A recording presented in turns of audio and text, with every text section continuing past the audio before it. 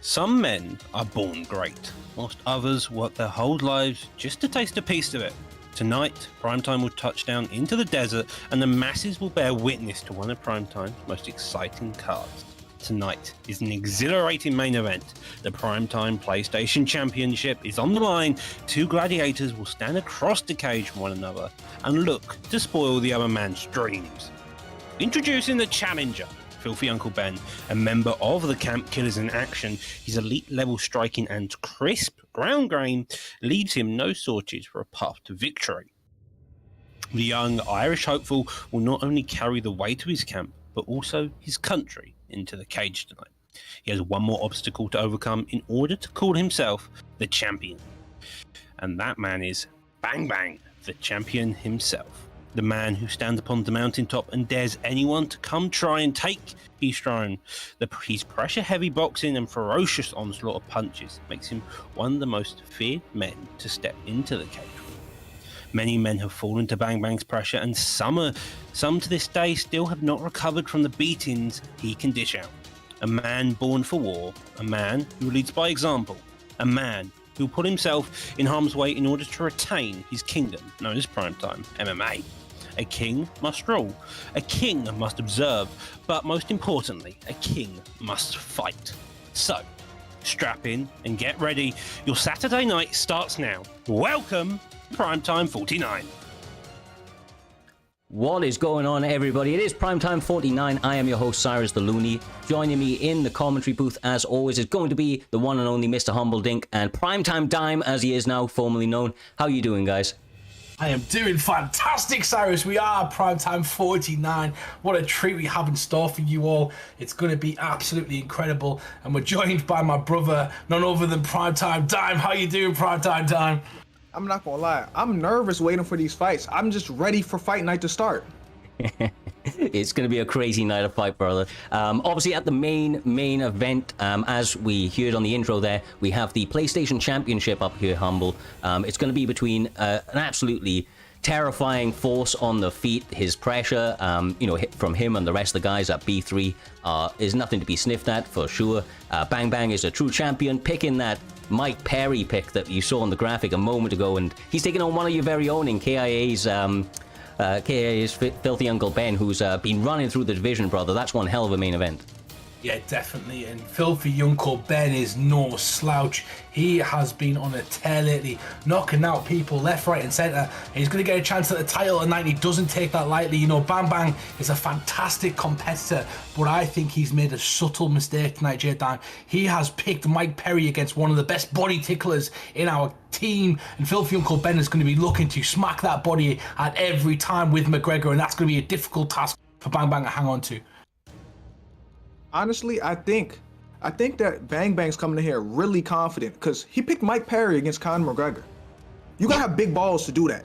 Yeah, for sure, man. I mean, look, Bang Bang doesn't kind of like not back himself in any situation. The man oozes confidence, even in the way that he styles. You know, he doesn't shy away from a challenge, and that's why he likes to approach the fight in the way that he does, marching his opponents down. But like Humble said, definitely tough task ahead of him, and he wants to challenge himself. He said he's not here for a long time. He's here for a good time, looking to put on entertaining shows, and I think that that's exactly what we're going to get here this evening with the Primetime guarantee on the line, as always. But looking through the card, guys, we have a crazy night of fights ahead of us, top to bottom. Couple of names that stand out: KM Skitch up against Mix-Ups. That's a fantastic fight. The previous champion in Deagle Fly taking on Brannon, who's another top-level opponent on the PlayStation side, or on the Xbox side of things, sorry. Obviously, he switched across now to Xbox from PlayStation, recently picking it up in Xbox, and I actually had the honor of playing against him, Humble. This guy is he's a bit of a terror. I think he's going to be doing great with this switch over across with the 60 FPS that it supplies.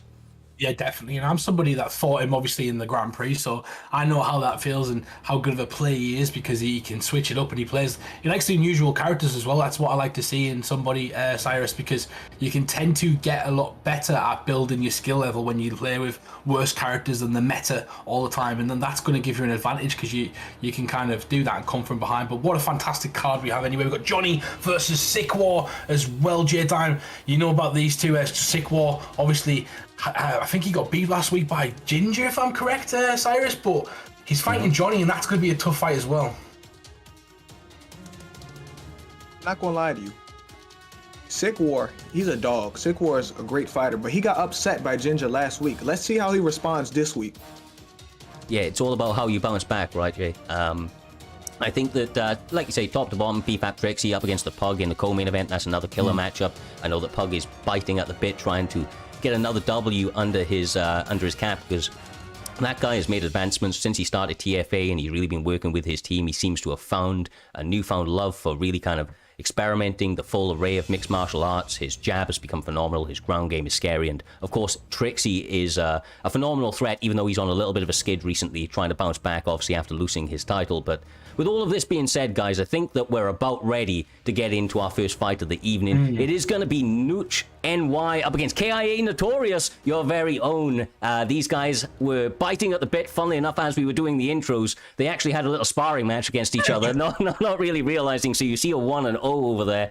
That's actually just due to them already having the fight, but they get to run it back now. And I think that feeling out process that they got in the first round, Humble, or in the first fight, I should say, probably going to play some dividends coming into this first fight. I imagine it's all action, brother. Yeah, definitely. You can see it goes to my boy KIA Notorious. Of course it does, as these two go back. But we've got a KIA boy in the action at the end of the card and the start of the card. It kind of seems fitting. And Notorious coming in at number 9 at the moment, J-Dime, in the rankings. So a win here obviously could propel him right up there. And he could potentially see a teammate versus teammate for the title match in the future if he keeps going on the projection he is at the moment, J-Dime. I agree with you. I think KIA Notorious is a dark horse in this. I think he can get the belt eventually. Because I seen him fight last week when he had Connor. That boy was an animal. He put on a brilliant performance last week. Yeah, no, he really did. A lot of you KIA boys, to be fair to you, come through on the PlayStation side. You said you came from a stable of killers there, Humble, and they have not failed to deliver so far. We'll have to see how he matches up here. Nice slip counter from Lee McGrath to open up. Seems very comfortable in his hands, brother. Yeah, he's got beautiful power as well with that Jared Cannonier pick. And Ankalaev is somebody that, even though you've just kind of might have picked him and he might be kind of cool to use, you haven't been playing with him for over a year because he's just kind of came out. So it's going to take a bit of time to get used to that character, whereas Lee McGrath plays Cannonier all the time. But great work right there for the takedown, J-Dime. Yeah, that was smart for Ankalaev to go for the takedown, because if Jared Cannonier has any weakness, it's on the ground. That's how you neutralize the power. You put somebody on the ground. Yes, he did a great job of doing it, but he wasn't able to hold KIA Notorious down. Those guys active on the ground, scrambling, finds himself in a top control position here. Half guard postured up. I imagine he's going to want to separate, though. Ankalaev's going to do it for him, Humble. Back to the feet with over 3 minutes left, brother. Yeah, now they're squaring off in the center again. It's going to be interesting who can kind of take the center of that octagon, because Lee McGrath gets knocked down by Ankalaev. And a bit of an upset coming there, J-Dime, as he catches his ranked opponent coming in. Killadon in a great position right now. Oh, nice body shot. Beautiful. Yeah, that was a nicely timed lead. Oh, he slips him. Nice movement. That's beautiful. Finishes the job, Lee McGrath. Is he going to finish it? No, he doesn't. Is he going to finish the job? Take his time. God damn. And it starts off with a bang, guys. We've won 2 minutes or 3 minutes into the fight, and we've had 2 rocks and a knockdown already. Both guys kind of front on the line, and really good work from Ankalaev as well to catch his opponent and kill a Don. He caught Lee McGrath right there as he gets dropped, J-Time. Oh, and a beautiful pull counter. Will he end it? Will he end this here? He got to take his time. Yeah, he is giving it all he can, brother. You see that head health was basically non-existent. Ankalaev, it quite clearly a durable man, though, Humble, trying to do all he can to stay in this fight. And obviously he has big power, so if he gets the opportunity, he could clip his opponent. But look at Notorious is just absolutely swarming him here. Yeah, definitely. The name in the Irish scene at the moment is ground and pound, as Conor McGregor starts to make points again. Lee McGrath from that Irish scene, and obviously took that to heart as he starts to pound on his opponent. You'd think it'd be Ankalaev doing that, but I'd like to see Killadon kind of switch it up and use that wrestling of Ankalaev, J-Time. Yeah, I think he should take this to the floor. Because like I said, you want to take away the power away from someone who's that powerful, put him on the ground. Yeah, it's an excellent point. He hears your call, only 30 seconds left, but the denial is there. The takedown defense standing strong for the KIA teammate, Lee McGrath, also known as Notorious. He's looking really clean here. A little bit of adversity. Both guys definitely having their moments, right, Humble, but I do think that Notorious probably got the better of that. Yeah, it's about who's in control of the fight as well, and I think you can kind of tell by the look at that 2-1 for I was going to say it's about the control of the fight. So Lee McGrath did a good job of kind of controlling the fight, controlling the narrative of where it was going to go. Ends up with the bigger rocks and the ground and pound as well as he comes out firing Jay Diamond. He could be finishing him right now. It may be over. It may be over. Will he survive? Will he survive? Oh, he survives. This is getting ugly here. This is getting really ugly. Jared Cannonier may ground and pound him to death. Never mind. He lets him up. Oh my! Ooh, he puts him back down. The corner needs to throw in the towel right now, Cyrus. Go in the towel. That was a fully telegraphed lead overhand. Lands flushly on Dom, and he is in all sorts of trouble. Referee, you're letting this go on. Your man is under. He can't protect himself. Please stop the fight, referee. Brother. Hey, what, coach? Throw the towel in. Throw that towel in right now. Oh my God! And I mean, look, I don't know. Notorious is Gets beef on his back. couple.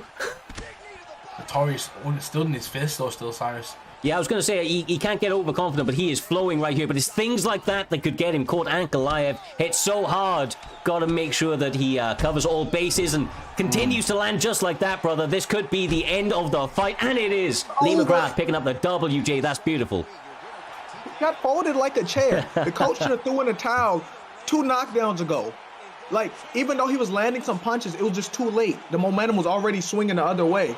Yeah. Definitely. And KIA, baby. Let's go. Killers in action, picking up the first win of the night. That's got to send our boy in the title fight this evening, Filthy Uncle Ben, with some excitement, with some courage, letting us know that his teammate came out alive and he did a fantastic job getting a knockout at the start. It's great momentum going into that fight, Cyrus. Yeah, and I obviously I don't participate in camps, but I've trained with a lot of the guys, and I know that when you're part of a team sort of format, right, and you're competing on the same sort of card, of course you're going to be trying to train with each other a lot as well there, Jay. And going into the event, when you've been training together so much, to see your teammates picking up the W gives you confidence that the things that you've been doing in the in the lab is obviously paying off, as it's allowed your teammate to pick up, and obviously that kind of has reflections on what your sort of impacts could be later on in your performances.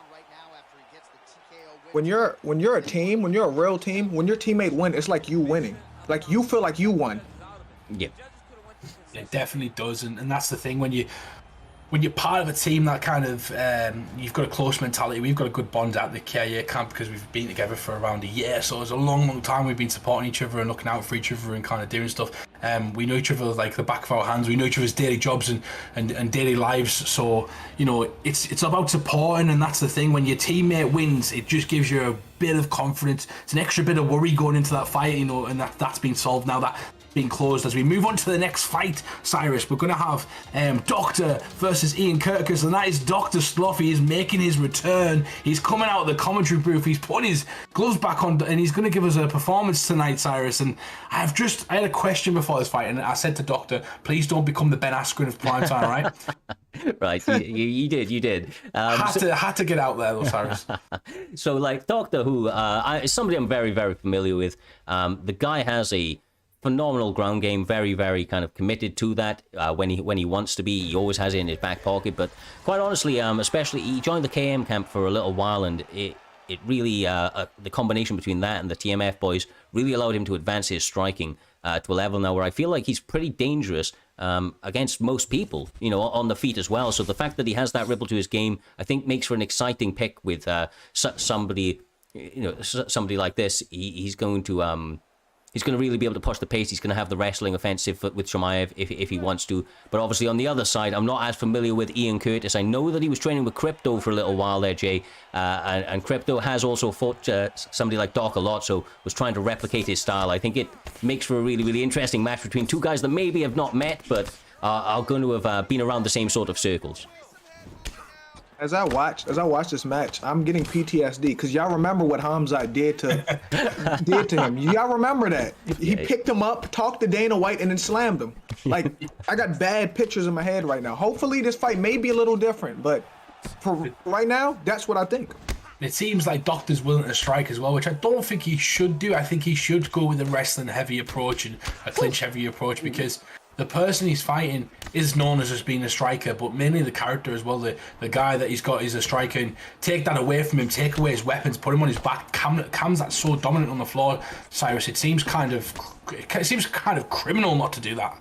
Yeah, I mean, he does go for the clinch and the little hip toss right there, but honestly, I feel like Doc has found a new sort of confidence in his striking. I was actually fighting him quite a bit last night, come to think about it, and quite honestly, when he's on his striking, you know, it is pretty on point, and although he's, you know, kind of mainly going to it, let's not make any mistakes. He is a mixed martial artist, and he will kind of mix it all together just like that there, Jay. Clinch, couple takedown attempts, and then obviously the hands to back all of that up. Honestly, I think he shouldn't fall in love with the hands. Like, it's good striking, but he should cut the cage off and push him to that cage and then grapple him. Because once you put him on the floor, he's going to be a fish out of water. That's exactly it. But Doctor, look at the strike at the moment. Maybe trying to prove some of that Khamzat Chimaev can strike as he's been training with the likes of Darren Till at the moment, been improving his striking. Great documentary on YouTube. If you haven't seen it, make sure you check it out. But Khamzat's on top at the moment in side control, and this is a dominant position right now, Cyrus. Yeah, this is where Doc really gets his best work done. He's got him semi-gassed, obviously big stamina advantage. It's going to allow him to rain down some ground and pound here, J-Dime, and potentially go for some missions, which Doc isn't really opposed to either. Yeah, like right here, he has control of the fight right here. Keep it right here, because Jing Liang, he can't do anything about this. You keep him here in sprawl, this is where you want him. Mm-hmm. Yeah, definitely. Oh, damn. Going for I believe it looks like maybe a Peruvian necktie, actually, but we'll get to see it in a second of where he puts his hand. It looks like a Peruvian necktie, Cyrus, as he starts to chase his bar right now. And this looks like his cause. The cracking is very even, Cyrus. This could be it. Yeah, I mean, like I said, Doc is not opposed to them. Funnily enough, he did tap me out last night, so I know what this feels like. The pressure is on right now. I think this is over. Guys, I think this is about to end. Yes. I think this is about to end. The ref's about to jump in and he taps. It's over. It's over. in the chat, Doctus already, you must have had it pre-typed. You banned Mma. I think Mma was banned going into this fight, his favorite fight, and he said, "I'll still sub you." That was a good fight, though, man. I mean, Doc came out here for a long time off, up against a relatively new guy to the community, of course, but has a very, very kind of clean performance. Humble, I feel like he looked pretty good on the feet, got tagged a couple of times, but then mixed it up, took it to the mat as you were calling for, and was able to get the job done relatively quickly. Yeah, definitely showed off some of his new striking as well, and you know, used the range really well. But I'd love to have seen him just gone out there and picked him up and dumped him on his head, then done that. You know, that'd have been a PTSD moment exactly for sure. But a nice Peruvian necktie as well, Jay. Not the easiest submission to get, so you've got to be very skilled with tracking that bar to get that. Yeah, and you know what's crazy? I feel like he was standing on the feet for a long time because he was playing with his food. That's what I think. He knew he had that wrestling in the back pocket. He could put him on the mat anytime he wanted. So he just stood on the feet for a little while until he finally wanted to take him down. And then he just finished the fight. That was an easy night in the office. Yeah, well, guys, I think that this night has started off at a bit of an emphatic pace, and I want to keep it going, so we're not going to waste any time. Up next, we've got Purple Urkel up against Trials War. It is going to be in bantamweight, I do believe, and I know Trials War is an absolute savage in the cage, and so is Purple Urkel. Both guys have been competing for a little while now, and have some impressive wins under their belt there, Humble. Yeah, definitely do. In Trials War, you know, I think he fought for a title shot. Or was it Spartan? It might have been Spartan, sorry. But both of them being in the SFL as well, and being great. And Purple Urkel, you know, he's been around. He's a veteran of the game. He had some troubles last season with the likes of Samurai Robin and a few others. And if he wants to push into the upper echelon, he needs to start beating some of the top-ranked fighters. And that's exactly what he's got to do tonight in Trials War. He's got a tough fighter in front of him who's known for his striking, known for picking the likes of Conor McGregor and others. So it'll be interesting to see how Trials War does as well. J-Time. Oh, that's interesting. If he's getting Sean O'Malley to go against Cody Garbrandt, we know Cody's good everywhere. But if I'm Sean, this is what I'm going to do. I'm going to stay on the outside and pick him apart with the jab, because you touch Cody chin enough, he will go down. No, he definitely will, and that's one of the most important things to know. You know, if you're fighting as Cody, right, and if you fought as Cody at any time, you know that he is an amazing hammer, but not such a great nail. He cannot take damage. You've got to be very elusive when you're on the feet there, Humble. Don't know what's happening to the stream, but we're going to ignore it, and hopefully it comes back, which it does. But when he's going forward, he's fantastic. Just, it's all about whether or not he's going to be able to be defensively sound enough, especially against the more rangy opponent like Sugar Sean O'Malley. Yeah, and Sean O'Malley's just been upgraded as well, and I think Cody kind of got downgraded, if I'm correctly. And his chin, you know, it's not the greatest. It's never been the greatest. in the last couple of downgrades that he's had because of the knockouts he's received. And Sean O'Malley can just find that chin quite easily. His precision is what kind of keeps him in there, his speed and precision. So it's going to be tough to kind of avoid that. But someone like Trials War, he's got the ability to do that, J-Dime, if he needs to. Yeah, and when we're talking about Cody Chin, we don't judge a fighter by age. We judge him like a car, how many miles he got on him. And his chin got a lot of miles on it, so that's why I'm scared for Cody. That's a beautiful analogy and an excellent point, my man. He's doing a good job of taking center right now. Keeps his hands up, but obviously it's the durability of Cody Garbrandt that is questioned, as you mentioned a moment ago. So far, so good, though. Trials War really turning it on. Purple Urkel, Humble, and not really giving him a lot of room to breathe. Yeah, he's doing a great job of kind of cutting off the cage, walking him down, striking in the right moments. But Purple Urkel's catching him coming in, and that's where Trials War is going to have to set some traps. If he knows his opponent's trying to counter-strike, he's got to leave some traps out there, and that's where feints come in. Feints and kind of doubling up on your strikes as well to kind of close the distance. The distance is what's going to be difficult, J-Dime, because he's got to kind of close the distance. He's got to figure out the right techniques to get in that range. Yeah, exactly. Personally, I find it hard to close the distance on Sean O'Malley. A long, rangy fighter like that, he got to find a way in, and that's the difficult part without taking damage, especially with someone who got a chin like Cody. Oh! Ooh! Take that. That was a beautifully timed takedown, Humble, and now he's in a pretty solid spot. Not able to stop his cage walk, though, and I imagine O'Malley's going to get the separation. Or not. Ooh! Sometimes I like them getting back up as well, because you can get a better position if you do go to the back. On the cage, if someone's willing to give you back, you've got a few other options of dragging them down, jumping on the back, different things like that. So sometimes it's a good opportunity to let them up back to the feet, and that's the experience, the veteranship from Trials War that you've just seen right there. Yeah, I feel like this is where Cody got the advantage. Sean O'Malley grappling hasn't really been tested yet in his young career, so let's see how good his grappling really is. Sir Purple Urkel having some difficulties here, Humble, eating a couple of elbows, couple of denials in the favor of Trials War, who is, he's looking real clean on the mat right now. Seems like a complete momentum shift, my man. Yeah, definitely, and Sean O'Malley becoming the Messiah himself right there, landing in the crucifix. But he gets out, rolls back to backside. He's going to have an opportunity to land some ground and pound right now. But a calculated performance so far from Trials War. He's not overexerting himself, J-Dan. He's taking his time, he's picking his shots where he needs to, and he realizes this is a 3-round fight. Let's try and pick and par at my opponent, try and take the will away from him so I can kind of dominate, and my fight gets easier and easier as it goes on. Yeah, he's methodically picking him apart, slowly draining his stamina, keeping him on that mat. Like right now, Sean looks like a fish out of water right now. And right now, I think this round may go to Cody. He may have stole it. Yeah, he may have stole this round. I think I agree with you. A lot of top control. He did some good work on the pressure early on as well. As you see, very close statistically in terms of significant strikes, but a lot of top control from Cody as well there, Humble. Honestly, I really like what Trials War is doing. What would you like to see out of Purple Urkel to try and change the momentum of this fight? How would you like to see him keep that range? I'd like to see him take some of that cage back from Cody Garbrandt and push the action. You've got to be the hammer. You can't be the nail like we talked about earlier on. So far, Trials War is the hammer. He's coming forward and he's doing what Cody's good at, hurting his opponent, putting it on him and putting the pressure on. But Purple Urkel has not put it on Trials War. He's not tested the chin of Cody Garbrandt. And if he can get into a 50-50 battle where he can hit his opponent, he might get a rock, and that can change the fight. Yeah, I think that's a beautiful point. Some really nice takedown defense there. And something I want to point out as well over here. Primetime Dime is the actual stamina of O'Malley. He actually did a really good job not to gas himself on the mat in that first round. Yeah, he conserved his stamina very well. Even though he was taking damage, he didn't waste any stamina. But oh my gosh, he's on the ground. Yeah, he's on the ground again. That head helped, now take stamina. The head helped, and that drains some stamina. Look where it's at now. Now the stamina's getting a little closer between them.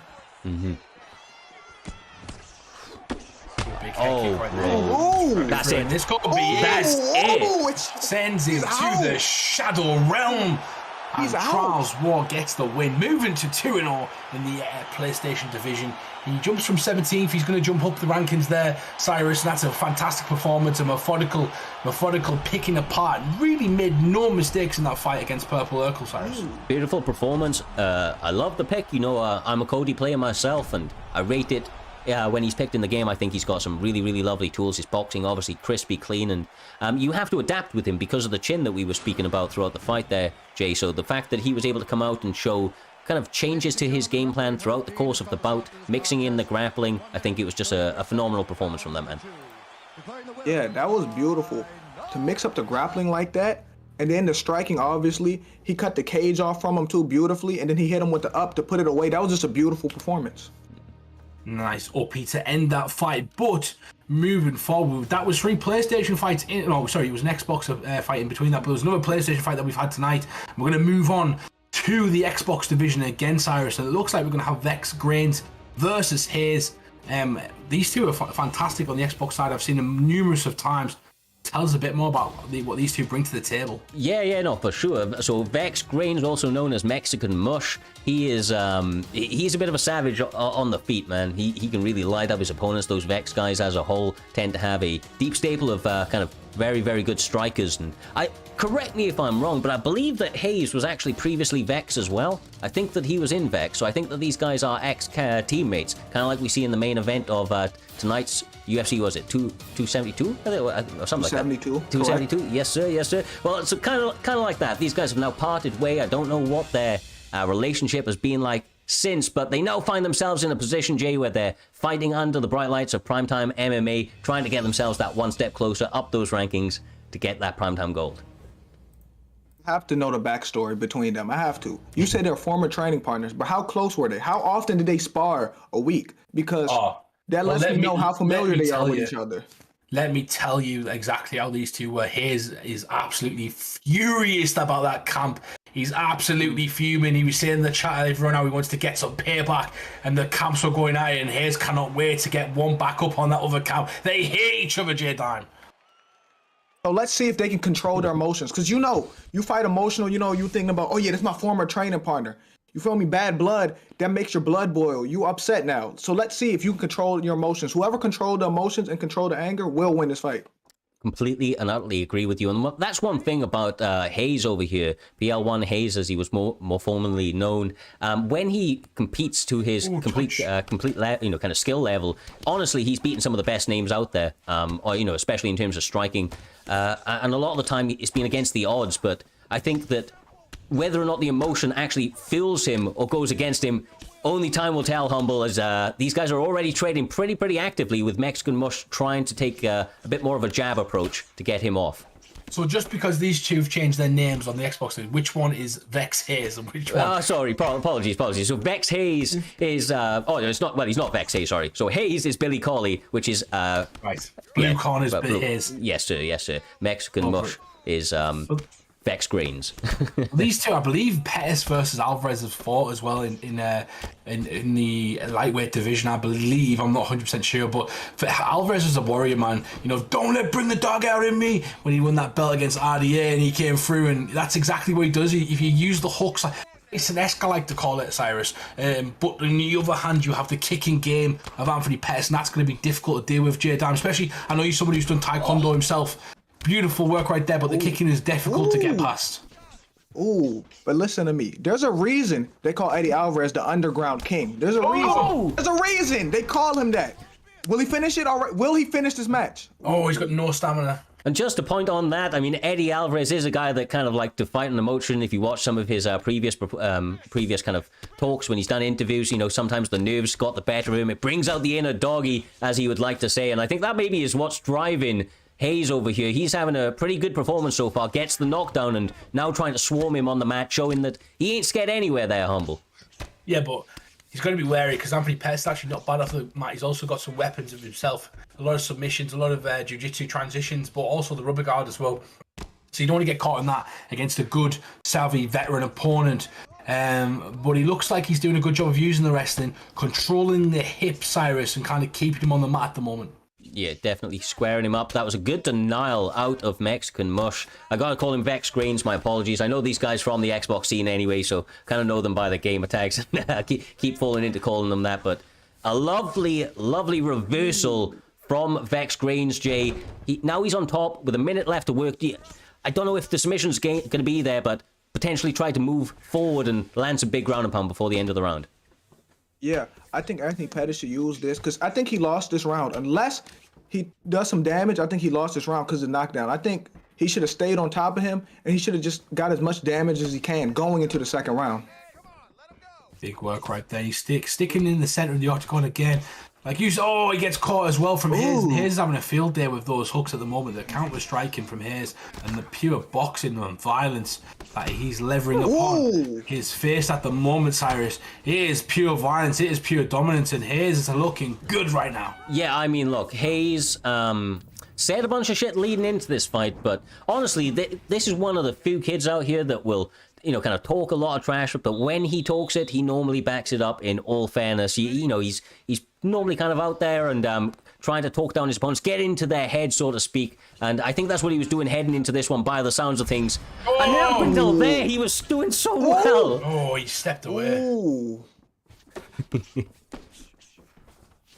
Beautiful work. Goes back to it, and you got Anthony Pettis now coming back forward with a nice 1-2. Looking for kind of an overzealous movement right there from. He's trying to land tornado kick. Yeah, 360 tornado kick right there, Jay Diamond. It's getting a bit more feisty now. This is the kind of fight we thought it was going to be. As he comes back in, grades his firing back. This could be upset of the year. He drops him. He comes back. The comeback is on, Jay Diamond. Up kick. This fight is getting really good. I feel like he had to get the nerves off him. Now this is a really competitive fight, and this makes for a great second round. Yeah, I mean, maybe a bit of the Donald Cerrone syndrome going, where he had to take a little bit to wake up, and he slips while Rock gets the elbow humble, really trying to turn it up with the tornado. It's a 360. This could be it. It's over. It's over. It's over. Oh my God. What a comeback. What a comeback. Oh my goodness! Days. The comeback of the year belongs to Mexican Much, which is absolutely fantastic performance that second round, and it came behind his jab, Cyrus. He started unloading that jab. Something Doctor always talks about when he watches high-level players is the jab is such a great tool because it sets up everything else that comes behind it. Yeah, exactly right. Just much like in real life, the jab, as you said, really is your rangefinder, allows you to set up other strikes, and in the game in itself, it actually speeds up the next strike. So if you throw a jab out there, that's why the tornado kick came out lightning quick, and honestly, beautiful work for that comeback. He weathered some massive storm there, Jay. I mean, Hayes was looking so on point, possibly one of the better performances we've seen from him, and he got it turned around on him on a dime. He finds himself kind of face down on that canvas, brother. That's got to be tough. Yeah, that was a tale of two rounds. Like the first round looked dominant for Eddie. The second round, Anthony Pettis bit down on that mouthpiece and made a comeback. Hit him with a cartwheel kick, hit him with a tornado kick, and ended it with an overhand. That was beautiful. Wow. Definitely beautiful work indeed. But we're going to be moving on to the next fight of the evening, which we're going to have Def Jam versus Brady Cyrus. Great matchup that we're going to have at the moment, but it's going to be a featherweight as well. 4-star rule is in effect as well. We can remind everybody in the chat that we have changed our rules in this season. They've probably been told enough times, but the rules are now you've got to pick a 4-star fighter on the prelims, and you can't pick the same fighter, so no mirror matches allowed. And somebody gets to ban a fighter as well. Always an interesting concept when you think about that, Cyrus. Yeah, it brings some tactical kind of plays into effect. In this one, obviously, this in the featherweight, Dustin Poirier is actually a 4-star fighter, and that's what we are seeing ahead of this fight. Brady is a guy that we know from the Xbox scene from quite a little while back, has been in and out and about, competing in different leagues within the community. A pretty veteran player, I think that you'd agree to say. I think that you guys know him from some other communities as well. And I think much the same for A55 Jesus, who, obviously the A55 boys, they have a lot of skills kind of on the feet and on the mat. And honestly, I think this makes for a really interesting matchup, especially this kind of point of the prelims. Yeah, it definitely does. And you've got A55, such a veteran camp, the American guys of the KIA camp, so an adaptation of us as well. So they've kind of came from us with the striking, and a lot of them guys grapple and have a lot of striking them as well. Like you've seen the likes of A55 Spooky and A55 Zigor. Zigor got right up to nearly a title shot next season, and that was all pure striking. Cyrus, so you've seen that. But J-Dime, it'd be another interesting matchup on the PlayStation. I don't know if you've seen too much of these guys, but Dustin Poirier versus Pettis is typical boxer versus taekwondo guy as we've just seen previously. Yeah, exactly. Yeah.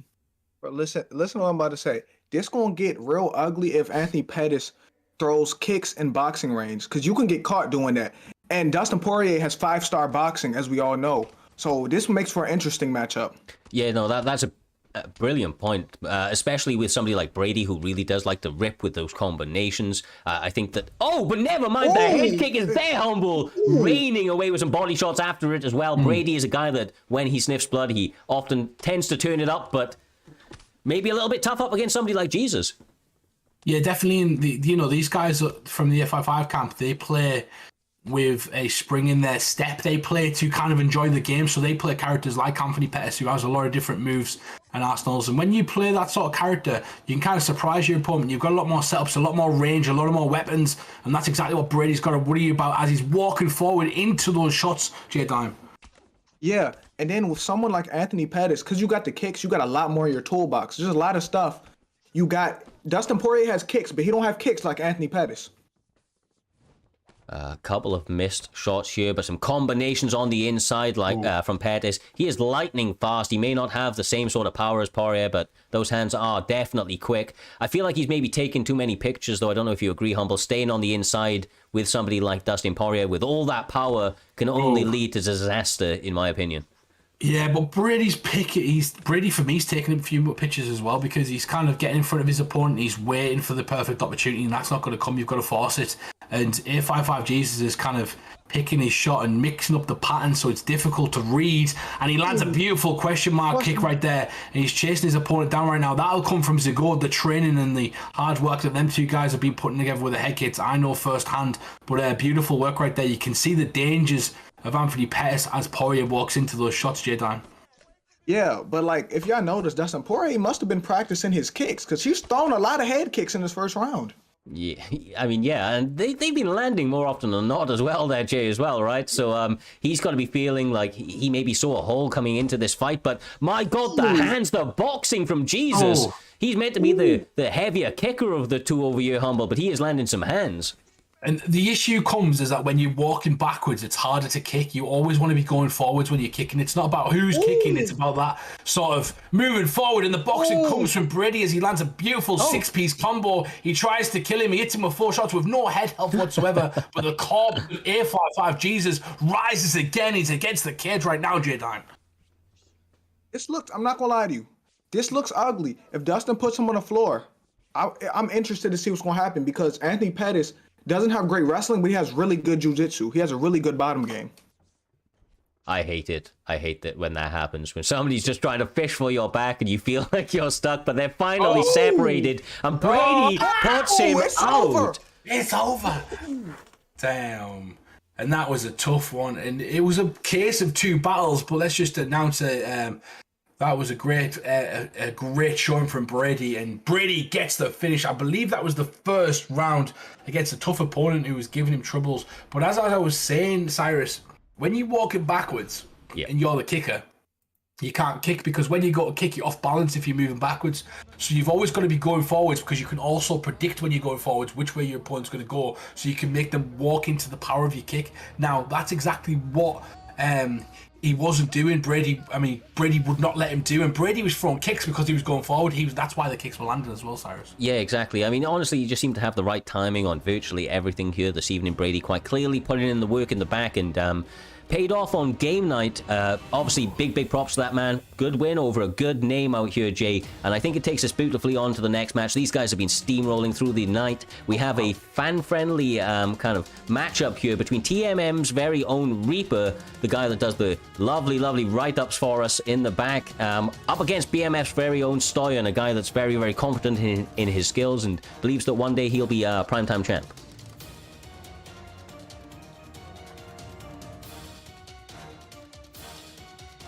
Definitely did. And Reaper, he's one of the commentary guys, and I think he took a bad loss recently, Cyrus, where he bounced back last week, but he took a really bad loss, which really took to heart as well. And it comes with the kind of territory and balance of doing commentary and fighting on the same night. I know firsthand how hard it is to kind of do the commentary and then jump on, and Reaper showing that he can do it and got it done last week, and he's earned himself a shot at a really tough prospect in the PlayStation division, a veteran if you know him from the game, the BMF Stoyan. He was around last season, he was around the top 10 and top 15, sorry, and he's a tough fighter to fight. I know this firsthand. I've fought him multiple times. We run against each other on rank. We've had multiple spars. He's one of the best in the world. He's in the ESFL, and that's going to be a tough task for Reaper, J-Dime. Yeah, it will be, because I'm just now starting to keep up with this stuff, and I know who that is. Yeah. So that means his name holds weight in the community. 100%, and that's the thing as well with J-Dime. You are an entertainer with your stream, but as you learn more of this and you've learned more of these characters, these guys stand out so much, and they put their name in the limelight for you to hear, and more people can come along and listen to their name stars, and that's what they're doing now. They're fighting for glory, but they're also fighting for reputation and to be a household name amongst the MMA community. Yeah, I mean, look, it's a tight-knit community, the UFC 4 community as a whole, PlayStation and the Xbox side. So when you compete on these sorts of events, and obviously you have a really, really good showing, a lot of guys start to pay you some respect, right? And you want to do it with some class. You want to be able to definitely pick up the win on all occasions. But just like that, some beautiful combinations, nice and early from a welterweight Conor McGregor out to Stoyan. Yeah, hey, I can't help but say this. Even though Calvin Gastelum fought at middleweight, Conor looks bigger than him.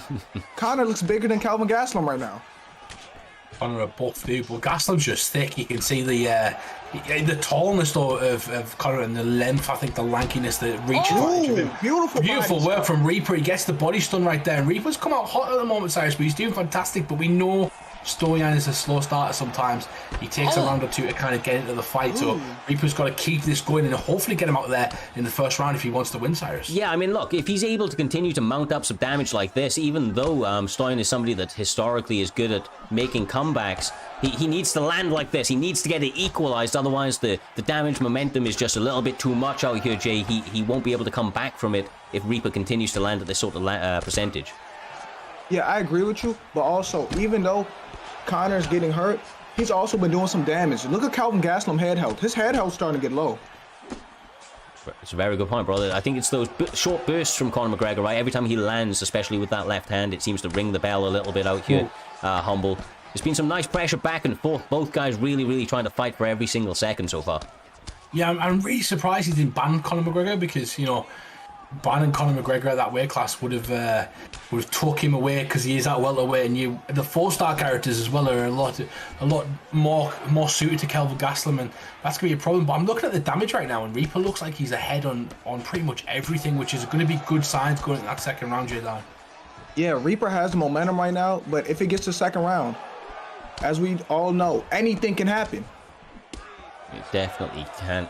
For sure, man, for sure. I have to say that the recovery stat for Calvin Gastelum, I do believe, is a little bit better as well out here, Humble. So I think that's also something that we should pay attention to over the last minute or so of this first round. Obviously, a lot of time left to land some big damage as we see Reaper swing for the fences right there. I've just seen a switch up in Stoyan's game right now where he starts jabbing to the body and he's started to slow things down. He's decided he's not going to be able to kind of catch his opponent right now, and he's going to start to try and play the long game, essentially, and just stay in the fight and kind of pick at his opponent's body health, because you can see Reaper stamina is starting to slowly deplete, and he's got to keep that, because like myself, he's a bit of an excitement, he's a bit of a journey bug. He likes to get in there, he likes to get it done, he likes to put his pressure on his opponent, and sometimes that can be to your detriment, J-Dime. Hey, Conor McGregor, is he going to end this? Will it end? He does. It's 1 second. It's over. It's over. 1 second left. He had to survive for 1 second. Just one more second, we could have got to the second round. One more. That's crazy. Well, damn, Humble. I have to say, I mean, Reaper, he continues to just have some really kind of sour losses, right? The guy quite clearly is a skilled man. He came out here, had a phenomenal first round, eats a beautiful combination from Stoyan, and he was all over it. Stoyan, when he got that kind of sign that his opponent was injured, he just leaped on him and absolutely unloaded with a crazy combination on the mat. Yeah, definitely. You'd think the PlayStation matchmakers hate Reaper the way he's getting matched up against people at the moment, because Stoyan, believe it or not, hasn't had many fights this season. I believe he's 0-1, because he lost to Samurai Robin in the Grand Prix, and I don't think he's fought since. I might be wrong there, but I think he's not on one, so it completely actually makes sense. And these two fought, and what bad luck for Reaper, because he fights one of the best players in the world, and he was holding his own, he was doing incredibly well, but against the best players in the world, J-Time, it takes 1 second before you're out cold. If you play basketball, right, that's a buzzer beater. When you hit a shot at the buzzer for the win, that's what just happened. In fighting terms, that's what just happened. A buzzer beater. That's a game winner. That's a game-winning shot. Yeah, I mean, like, honestly, man, props and a half the Stoyan. I mean, that's a big win, especially if he was coming off a tough loss to somebody like Samurai Robin in the Grand Prix. I mean, obviously, that's going to feel really, really good for him, especially after some rocky starts. But I do feel bad for Reaper. Reaper. That's a tough one, man, especially after such a good performance. I just want to say, obviously, keep your head high, my man. You will be back. You showed that you are a dangerous opponent. Just, I know sometimes it doesn't go your way, right? Yeah, definitely. And Reaper, I just want to extend our hand as well from the KIA camp. We know you're an Irish lad. We're not trying to recruit you, but if you want some sparring, if you want to train with us, come and join us for a couple of weeks or whatever, and have some fun with us and play with us, and we'll try and teach you anything we know to help you out, because it's just momentum, brother. The likes of Filthy Uncle Ben and Kai Notorious and everything will welcome you on with open arms, just for, even if it's just sparring for a couple of weeks right before you go back to your own team. Just like Kamzat and Darren Till, J-Time. We get people in and get them out. I like how you just tried to do a recruiting job just now. I like how you just tried to recruit him to KIA. You tried to be slick with that one. We're not recruiting. Listen. We're not recruiting. We're going to help him. We're going to help him get kind of change it up in his camp a bit, teach him some of our new stuff, and that's what it's all about, J-Dam. It's about mixing with people. Just because you're in a camp doesn't mean you can train with other people. Because training with other people, you're reading a new book, you're getting new knowledge. Yeah, especially look at Darren Till right now going to train with somebody like Hamzat, right? You know, sometimes you just need something to shake it up a little bit, different kind of set of bodies ahead of you. But with all of that being said, guys, we will move on to the next one very, very quickly. It is back on the Xbox side of the equation. It is going to be the veteran himself, Crazy Dragon. He is going to be taking on Zion. I expect pretty big things from this fight, to be perfectly honest with you. Both guys are known to be pretty kind of rounded opponents. They have some really, really good hands and abilities on the mat as well there, J-Dime. And especially in featherweight, there's just a lot of options for 4-star fighters. Ooh, featherweight's one of the deepest weight classes on this game and in real life. There's many people you could choose from that's 4 stars. You have Yair Rodriguez. You have Arnold Allen. Look, Arnold Allen just popped up right there. Arnold Allen, and I love using Arnold Allen on this game. Sorry, J-Dime, I was about to say an interesting point here. I'll get your take on it as well. They've actually banned Dan Hooker for this one. Oh. Dan Hooker? Mm-hmm. That's interesting. Dan Hooker's who's banned? That's not who I thought they was going to ban. That's interesting. Come on, who are you going to pick, my man? There's so many good picks. It looks like he's going to go Frankie Edgar. Ooh. Oh, my God. The legend. Yeah, I'll go with this. These are two guys that I rate very, very highly. Arnold Allen has some really, really crispy hands. Very, very heavy hitter as well, Jay. I'm sure you know from using him. So, yeah, especially up against a veteran, I think this will make for a really good showing. Yeah, Arnold Allen has a 4-star jab, 4-star hook, 4-star uppercut. He almost has a 4-star every punch. Like, he's really a sleeper in this division. If you know how to use Arnold Allen, he's really a dog. Mm-hmm. And this is one of your favorite characters as well, J-Dam. I've watched you use him many times on your stream, and recently J20 Jam as well, hitting you Division 20s and stuff like that as well. So congratulations on that. But Arnold Allen's one of the characters that you use. But these two, both fantastic players in their own right, Cyrus, and we're going to see some high level competition right here. Yeah, for certain. Zion takes him down. Now, I'm not as familiar with Zion's ground game, but I do know that Crazy Dragon is more than comfortable on the mat and will probably welcome this with open arms. Feels like his opponent has just played perfectly into his game plan out here, Jay, as he takes the back with ease. Yeah, Frankie Edgar thought, this is where I have the advantage on the ground. But Arnold Allen has a ground game too. Arnold Allen does it all. Like I said, he's one of the most underrated 4-star fighters because he does it all on here. Yeah. And in real life as well, if you think about it, he's one of them players that no one really kind of talks about because of his personality. He's got a great personality, but it's not necessarily controversial where he's always in the headlines. And he kind of sleeps in the division. I believe he's on a 7 or 8 fight win streak as well. And Allen does a fantastic job of everything and mixing it up, and that's where he's incredibly strong. And Crazy Dragon right now is putting it on his opponent, Cyrus. Yeah, honestly, man, look, obviously I've known Crazy Dragon for quite some time. I've seen him competing for a while, and I will say that this guy has a weird style where he makes you think that he's a striker, but he does his best work on the ground, and somehow the fight always ends up there one way or another. He stands back up right now. He's going to land some slick shit, and it's crazy. Zion is already the guy shooting for another takedown out here, Jay, and he just had a little bit of a working on the mat for a minute or so. To me, that's a bit of desperation to me because you was getting worked on the ground. Why try to shoot again? That's not where you was having success at. It doesn't make sense to me. See, this is where I've got to slightly disagree, because if he does shoot, he mixes up those sort of combinations of the strike, and as long as he's not getting hurt doing it and his opponent's not reading it, he's going to add another tool to his arsenal that his opponent's got to worry about. So he's making sure that his opponent's worrying about multiple things, and he's starting to gain the center of the octagon as well. Even though he's getting clipped going in and he's getting caught quite a bit at the moment, he's starting to get into positions that he wants to get into, that he's going to land clean strikes, Cyrus, but not exactly stimulating his character at the moment and their abilities. No, I feel like he's just, he's trying to be very positional, but he's just eating shots in every single position. That where he tries to, change something up, he tries to change level, he gets met with a jab and an uppercut. He tries to maybe slip off that center line and throw a hook. He eats a hook. He does manage to shoot one, but once again, Crazy Dragon, man, I'm telling you, this guy welcomes the ground game. I feel like right now he knows he has that in the back burner. His opponent continues to try to take him down, so he's like, I'm winning on the feet too. I'll keep peppering him right here, and if he shoots, it's back in my world anyway there. I feel like that's a bit depressing. It's a little demoralizing when you're getting pieced up on the feet and then it gets on the ground and there's still nothing you can do about it. It's a bit demoralizing. He's gonna get it though. Here we go. And that is chain wrestling right there, right at the end of the round. Takes him down for a second, and if that was loose minute, would it count as a takedown, Cyrus?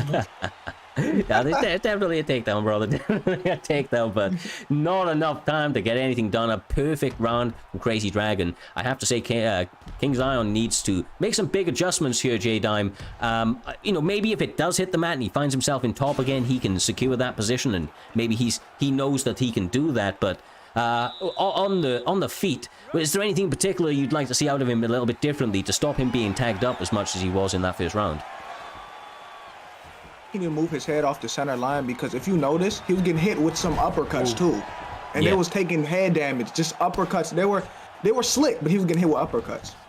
Let's go back a second, because now as much as Zion is 2-2 in his last 30 seconds for takedown. Forget about the other seven that he didn't get. Bro. Yeah, but he punches with his face. It's over. It's over.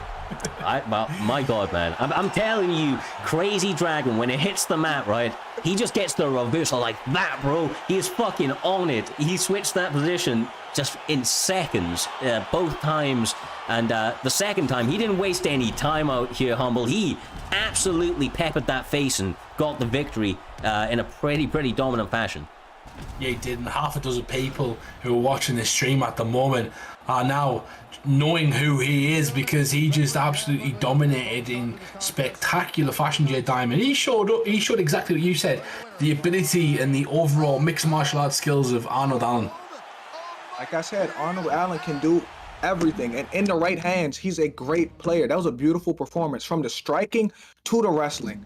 He almost had a flawless performance. I don't remember him getting stunned or none of that. He dominated the fight from start to finish.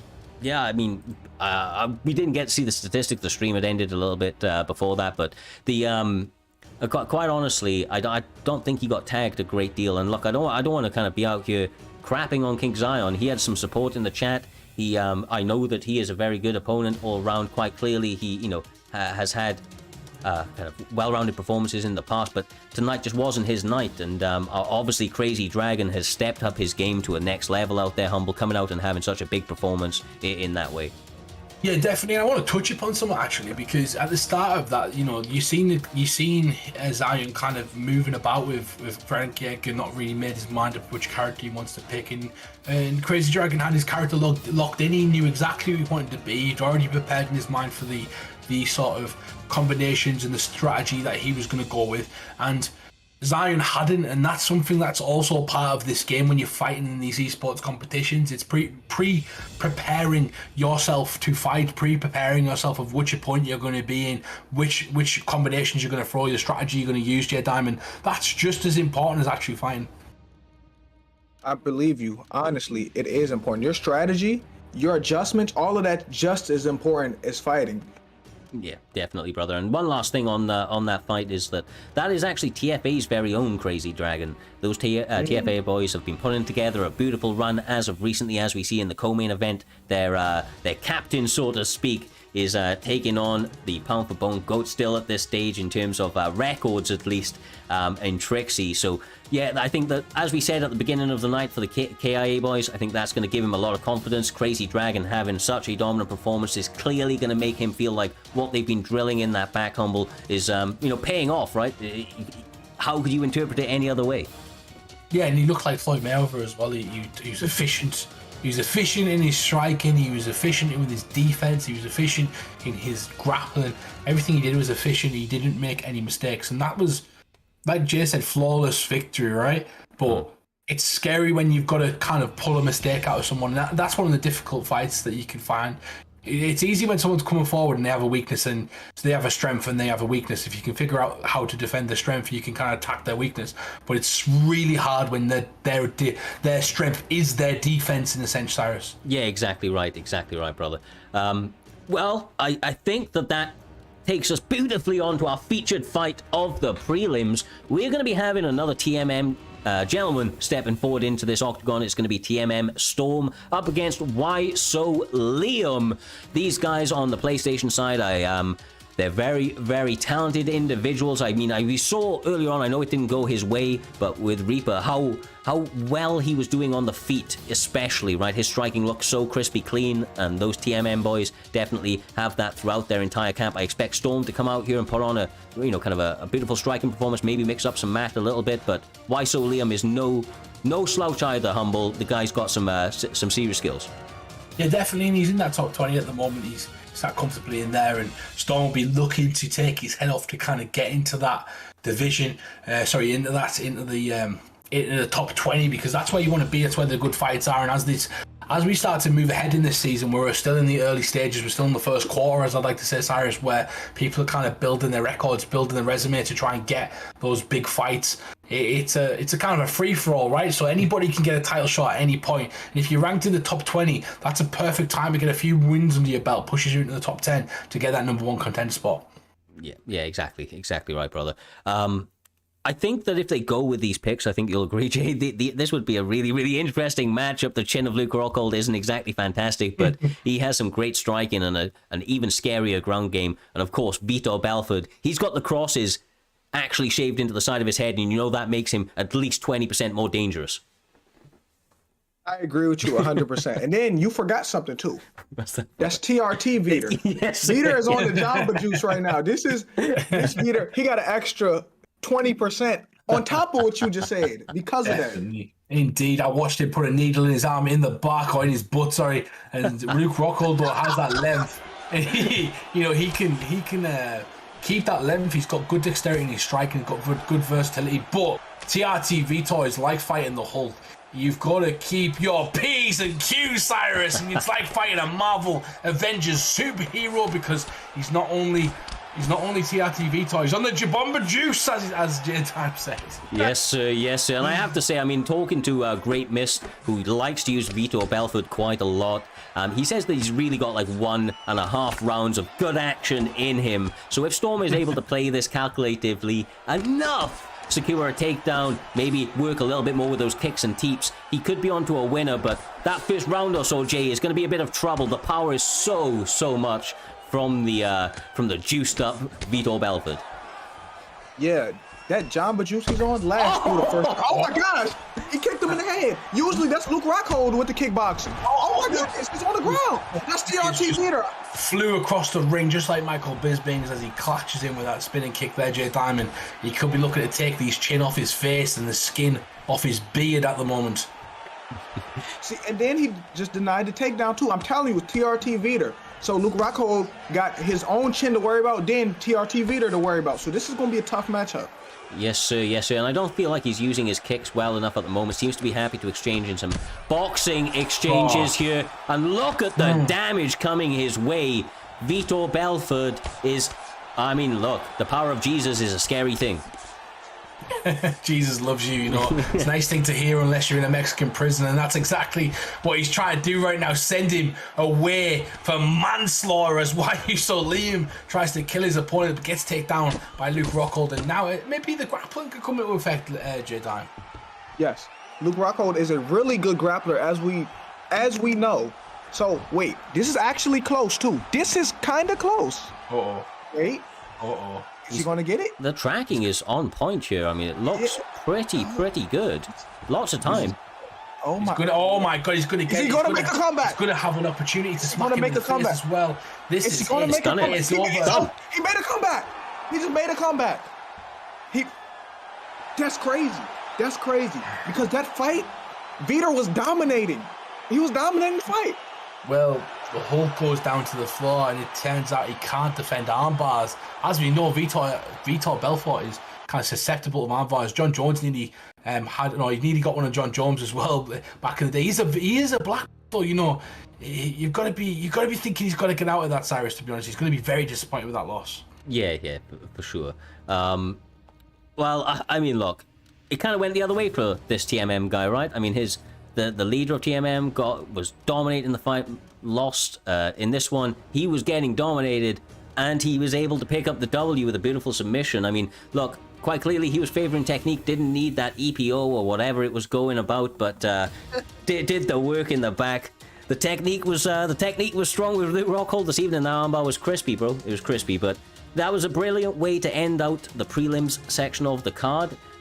Just gonna check with the back real quick the lineup for these two gentlemen, but it's gonna be between Mix-Ups and KM Skitch. If I'm not mistaken as well, I'll see if we can get an update from the back real quick, but I believe that Mix-Ups was also a KM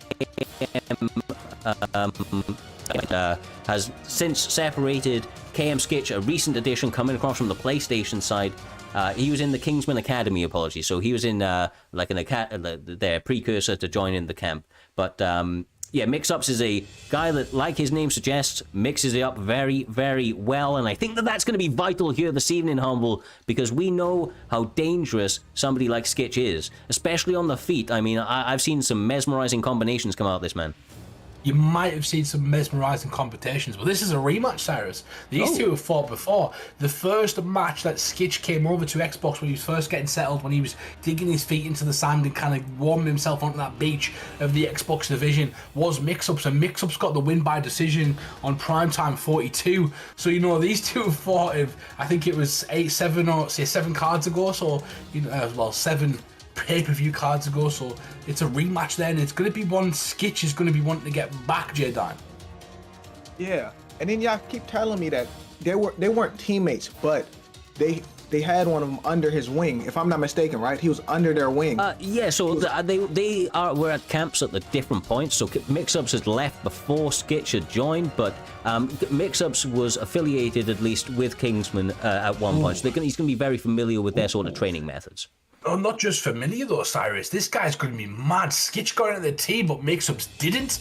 You know what I mean? This is a matchup where you've got to go into that, and you've got to think, well, I want to prove to the Kingsman team that I'm good enough, and the person that you took wasn't. He's already got a win on him right now.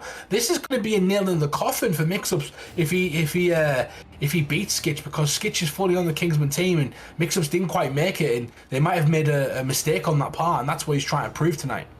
Yeah, exactly right. I think Nerves got the better of one of them in the back. They're currently on the pause menu. We are waiting for them to go ready, and I think that they just have. So he was able to pull it together. His the tiramisu, bro. There's other reasons, bro. There's other reasons too. He was a little nervous in the back. He needed a little bit of a talking to from his corner. We'll get an update on which guy it was, but sometimes the nerves are what allows you to rise to the occasion out here, Humble. If you're not feeling some nerves, you're probably going in a little bit overconfident, and that's a recipe for disaster. Yeah, definitely. And when you've got nerves, you know, you can't be eating that tiramisu, which is exactly what he did. He had that tiramisu and ends up going to the toilet for a little toilet break. And now he's back That's exactly the reason there. You get a bit of nerves, Tyre. You get that tummy, the tummy nerves go, Jay Diamond. All of a sudden, you've got to have a quick rush before you come on and fight the fight of your life, essentially. Yeah, when you nervous, I'm not gonna lie, your palms get sweaty too. Right. On a serious note, though, right? All jokes aside about tiramisu. Tiramisu's lovely, man. Have you ever tried tiramisu? That's a beautiful. Never. I'm gonna try it on your recommendation now, Cyrus. But I do expect to be on the toilet for about 3 weeks. Hopefully, it's not spicy because me and spicy do not mix. But you'll know if I'm not here for prime time next week. You'll know the reason why. Oh, what's it? S&B mix-ups. Is that Sprawl and Brawl mix-ups?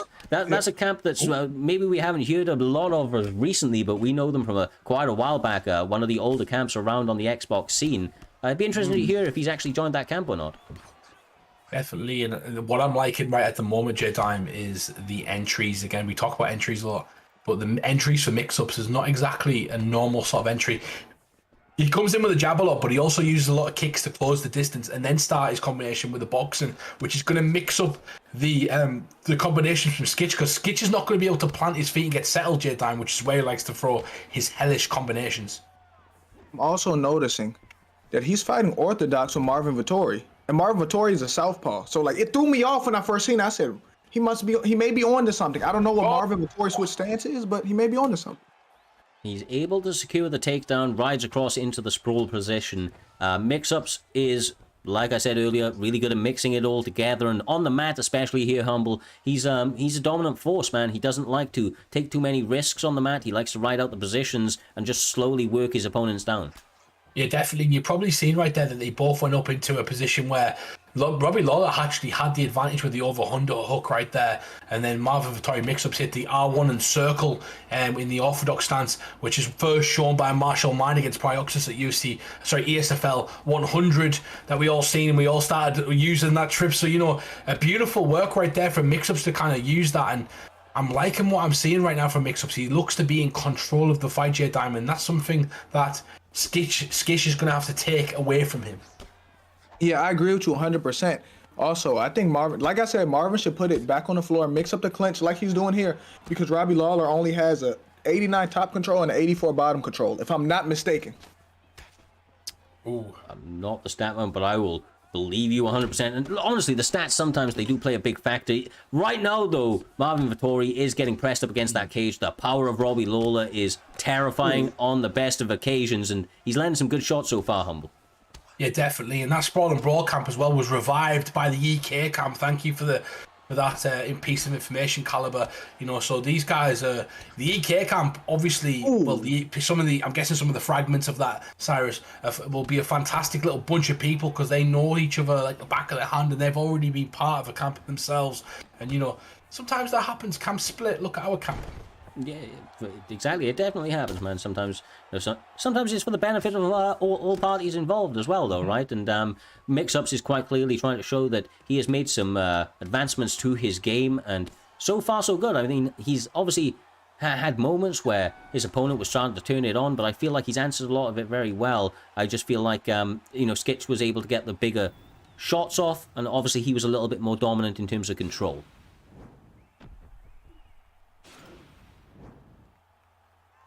Definitely great work right now from Mix-Ups. It would be interesting to see what adjustments Skitch is going to make in this round, J-Time. He needs to make some adjustments, but you've got to kind of lean on that lead hook of Robbie Lawler, and I believe he's got to stop pressing his opponent. He's fallen into the trap of kind of nullifying his opponent and walking into his shots at the moment.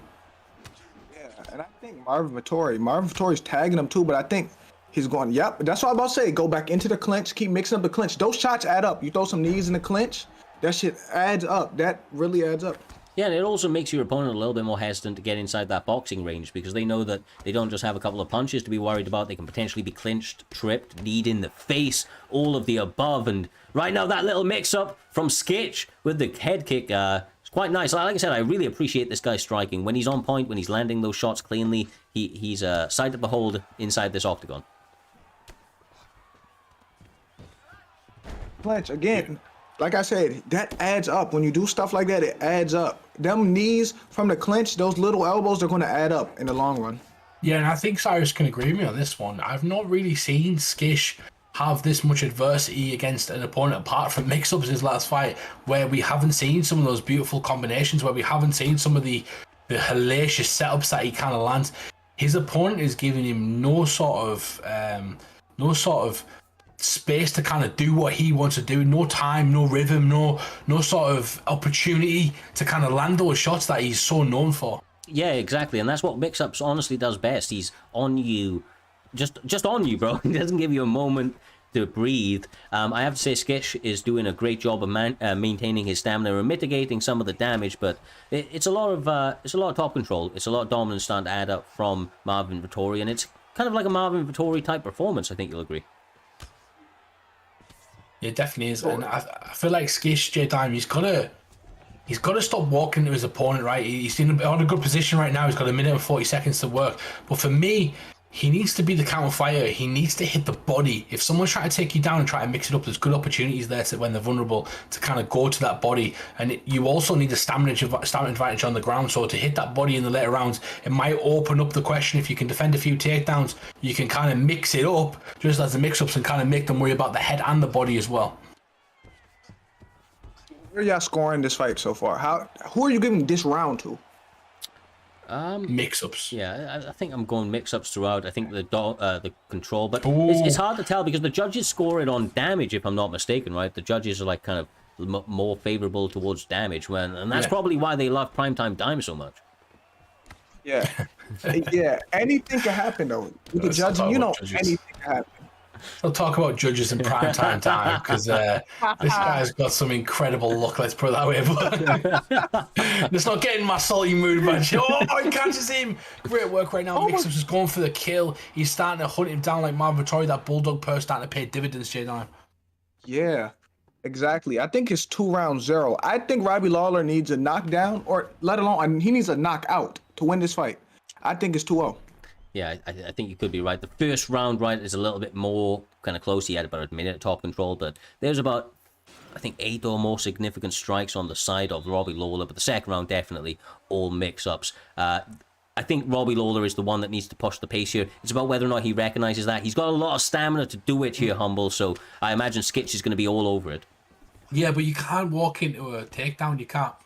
You got to defend him. You got to be wary. You've got to use your catchphrase, as we always say, Cyrus, and that's exactly what he's got to do. But I'm telling you something, Skitch has got to wake up. He's a better player than this. He needs to prove himself in this round. He's got one shot, J-Dime, and he's got one opportunity to seize this moment, and this is now in prime time in round 3 to take his opponent out, and that's exactly what he's got to try and do. As he rocks him right there, Cyrus. Yeah, I mean, pouring on the pressure, but gets met with the hip toss from S&B's very own mix-up. Once again, when it hit the mask before, right, Jay, he was able to hold him here for a long portion of the round, and that's got to be a little bit deflating for Skish. Yeah, it is deflating. And if I'm him, I'm becoming demoralized because I need a knockout, and I'm stuck here on my back, and he's just wasting time, just ground control, just controlling the match. Like, there's nothing he can do here right now. Mm-hmm. I've seen worse decisions so far, though, and I've seen mix-ups get hurt in this round, and we always talk about it. There's been people doing tests on this. The round 3 means more than every other round. So if you've had a close round with your opponent and you win round 3 decisively, they're more likely to give you the fight than your opponent. So at the moment, mix-ups has been rocked in this round, and they've had a close round in the other 2, Cyrus. So is it a case of mix-ups also needing sort of to get one back over essentially on Skish as he's on top at the moment? You bring a really good point, man. Like I said, it's I think that damage may be one of the things that the judges are more heavily favoring in the game as well. You are right, yeah. So with that as well, and considering that Robbie Lawler hits like a truck, man. Definitely, I think Marvin Vettori is probably going to want to turn it on. He definitely can't rest on his laurels, right? He's got to push the pace in some way or force and make sure that he wins this fight, wins this round in a pretty dominant fashion. Oh, he's got a takedown opportunity again. He gets him down at the guard, J-Dime. Nice driving takedown to the center of the octagon. And this is where you want to be. You've got no fence to kind of help you out here. Mm-hmm. Yeah, you're in the middle of the cage. You can't slide your way to that cage. You're in the middle. You're on that body armor load now. There's nowhere for you to go. And like I said, I'm frustrated. If I'm Skitch right now, I'm frustrated. But he got up. He needs to do something though. Because I have it 2-0. Yeah, 50 seconds left on the clock. Skitch still in a pretty good position. Oh my god! Oh, he gets him. Skitch is going for the kill. And he goes for his opponent, and now this is a dominant round so far. He's in a knockdown on a rock, and that's going to sway the judge's opinion. And if he can get another shot in right now, he might be able to take his opponent out. But it's close. Mix-ups has got to do something, in my opinion. I wouldn't like my position if I was Mix-ups. With the knowledge of the third round kind of formula, Cyrus. Yeah, no, definitely so. And he's eating shot after shot. The end of the round, sirens out, and Robbie Lawler is taunting at the buzzer. We're about to see who won this fight. 3 rounds of non-stop action between 2 high-level competitors to kick off this main card. Couldn't have done it any better. That was a very, very fun fight. Let's see who's going to win, J-Dime, as we move him through. But it was mix-ups, as we said, 2-1. We did believe that was going to happen. But you look at the stats, and they all kind of favour Skish in the sense of damage-wise, the amount of significant strikes, the amount of landed strikes.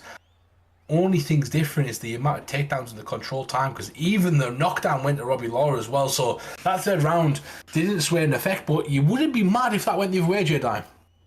I wouldn't, but you know, in fighting, you judge it round by round. You judge it round by round. I gave Skitch the third, but it was a close match, but I gave Skitch the third. I got it 2-1. I have it 2-1. But it depends how the judges judge the first round, though. Yeah, I'm kind of the same sort of thought as yourself there, Jay. 2-1 on the side, but it was a very, very close fight, and I think the Skitch should, take some confidence in the fact that he was not finished in that. A lot of lesser men would have fallen to that sort of pressure. They would have got more frustrated and made more mistakes, but Skitch was able to keep it together, was trying to land some feet, but there was just a non-stop pace, 2 mix-ups that I think kind of took him off guard there, Humble. Yeah, definitely. You can get your bets on right now for the next fight. As we move on to the next fight, it's going to be, is it Brandon versus Deagle fight next, or is that different? I believe it's Brandon v KM Caliber, unless the fight has been switched up. Problem. Yeah, no, that's right. So it's going to be between Brannon and KM Caliber. So another KM gentleman on the card here this evening. Honestly, he is another guy that really does like to mix it up altogether, though. His single leg feints into his boxing exchanges, his actual takedowns, pulling that all together makes him a bit of a problem for absolutely anybody, Jay. But Brannon has been around the scene for very long time to have the answer to catapult himself up these rankings. Yeah, I'm really interested to see what characters they pick, because last time I was talking about Arnold Allen, someone actually picked Arnold Allen. We was on the same page, so I want to see who they pick. Yeah, definitely, and I believe Doctor just one of the truck just put in the chat that they have agreed not to use Max or Conor for this fight, so that's quite interesting. So no Max or Conor McGregor in that one, but that leaves Volkanovski up there. You've got a few other characters like Aldo, the Korean Zombie.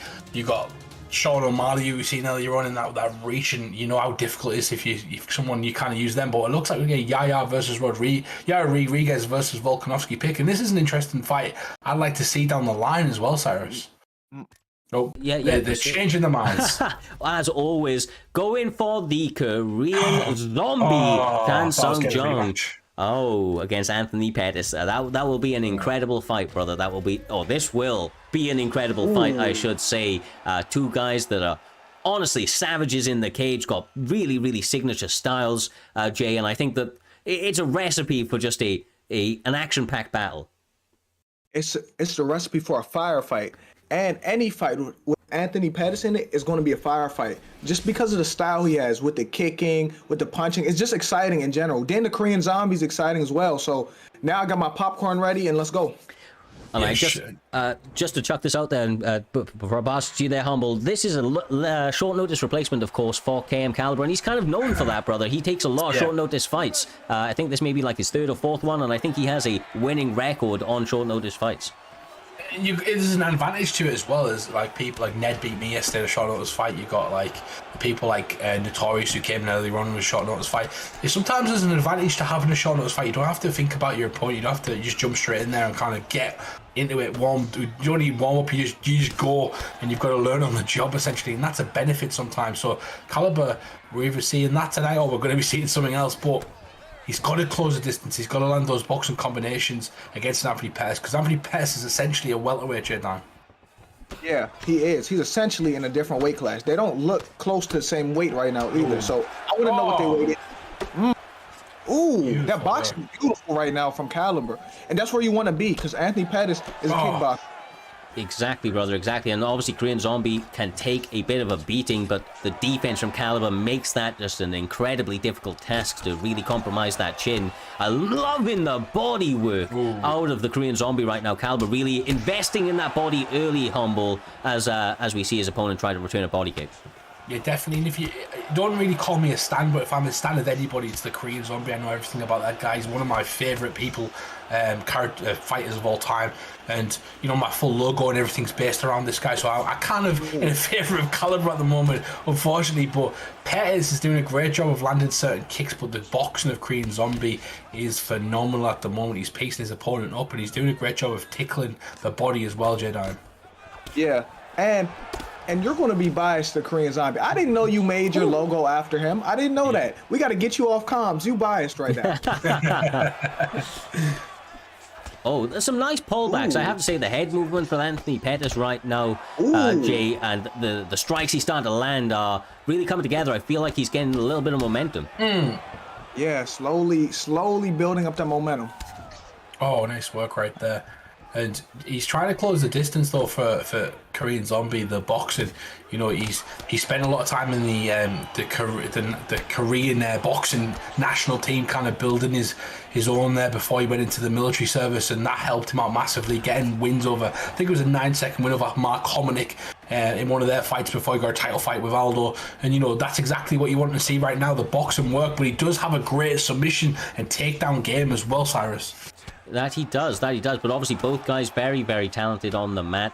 Their jiu-jitsu is pretty strong, as you see right here, riding out that position, getting a denial and easily transitioning across into that position. Takes his back now as well, Jay. This is pretty good work for Anthony Pettis. I feel like this may be a little bit of a signal to him that he may want to engage on the mat a little bit more. Yeah, now that he's seen he has a little bit of an advantage, second round, I look for him to utilize it even more. Ooh, big knee right there. And the betting line for this was very interesting as we ended the first round there. Ooh, the question mark here right there, Jordan. But yeah, the betting line was 3,000 in the favour of the Pettis player, and it was Caliber 20,000 coins went on to him. 20K? So yeah, 20K. Some unlucky member's going to be losing some money tonight. 20K? I don't know who that is, but you know, a nice work right there.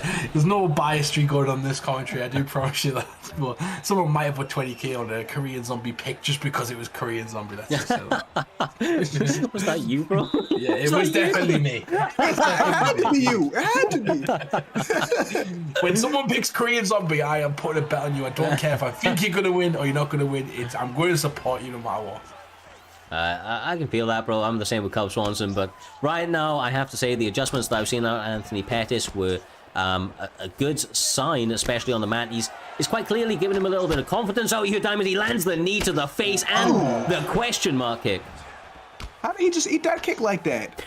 He just ate that flush.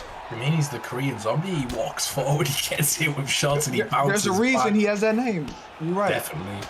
And you know, he's never been stopped in his life apart from when he dislocated his elbow against Aldo and the ref stopped the fight because he couldn't defend himself, even though he took 30 more punches and was using his shoulder to kind of deflect the punches. But Pettis landing a barrage of punches right now, Cyrus.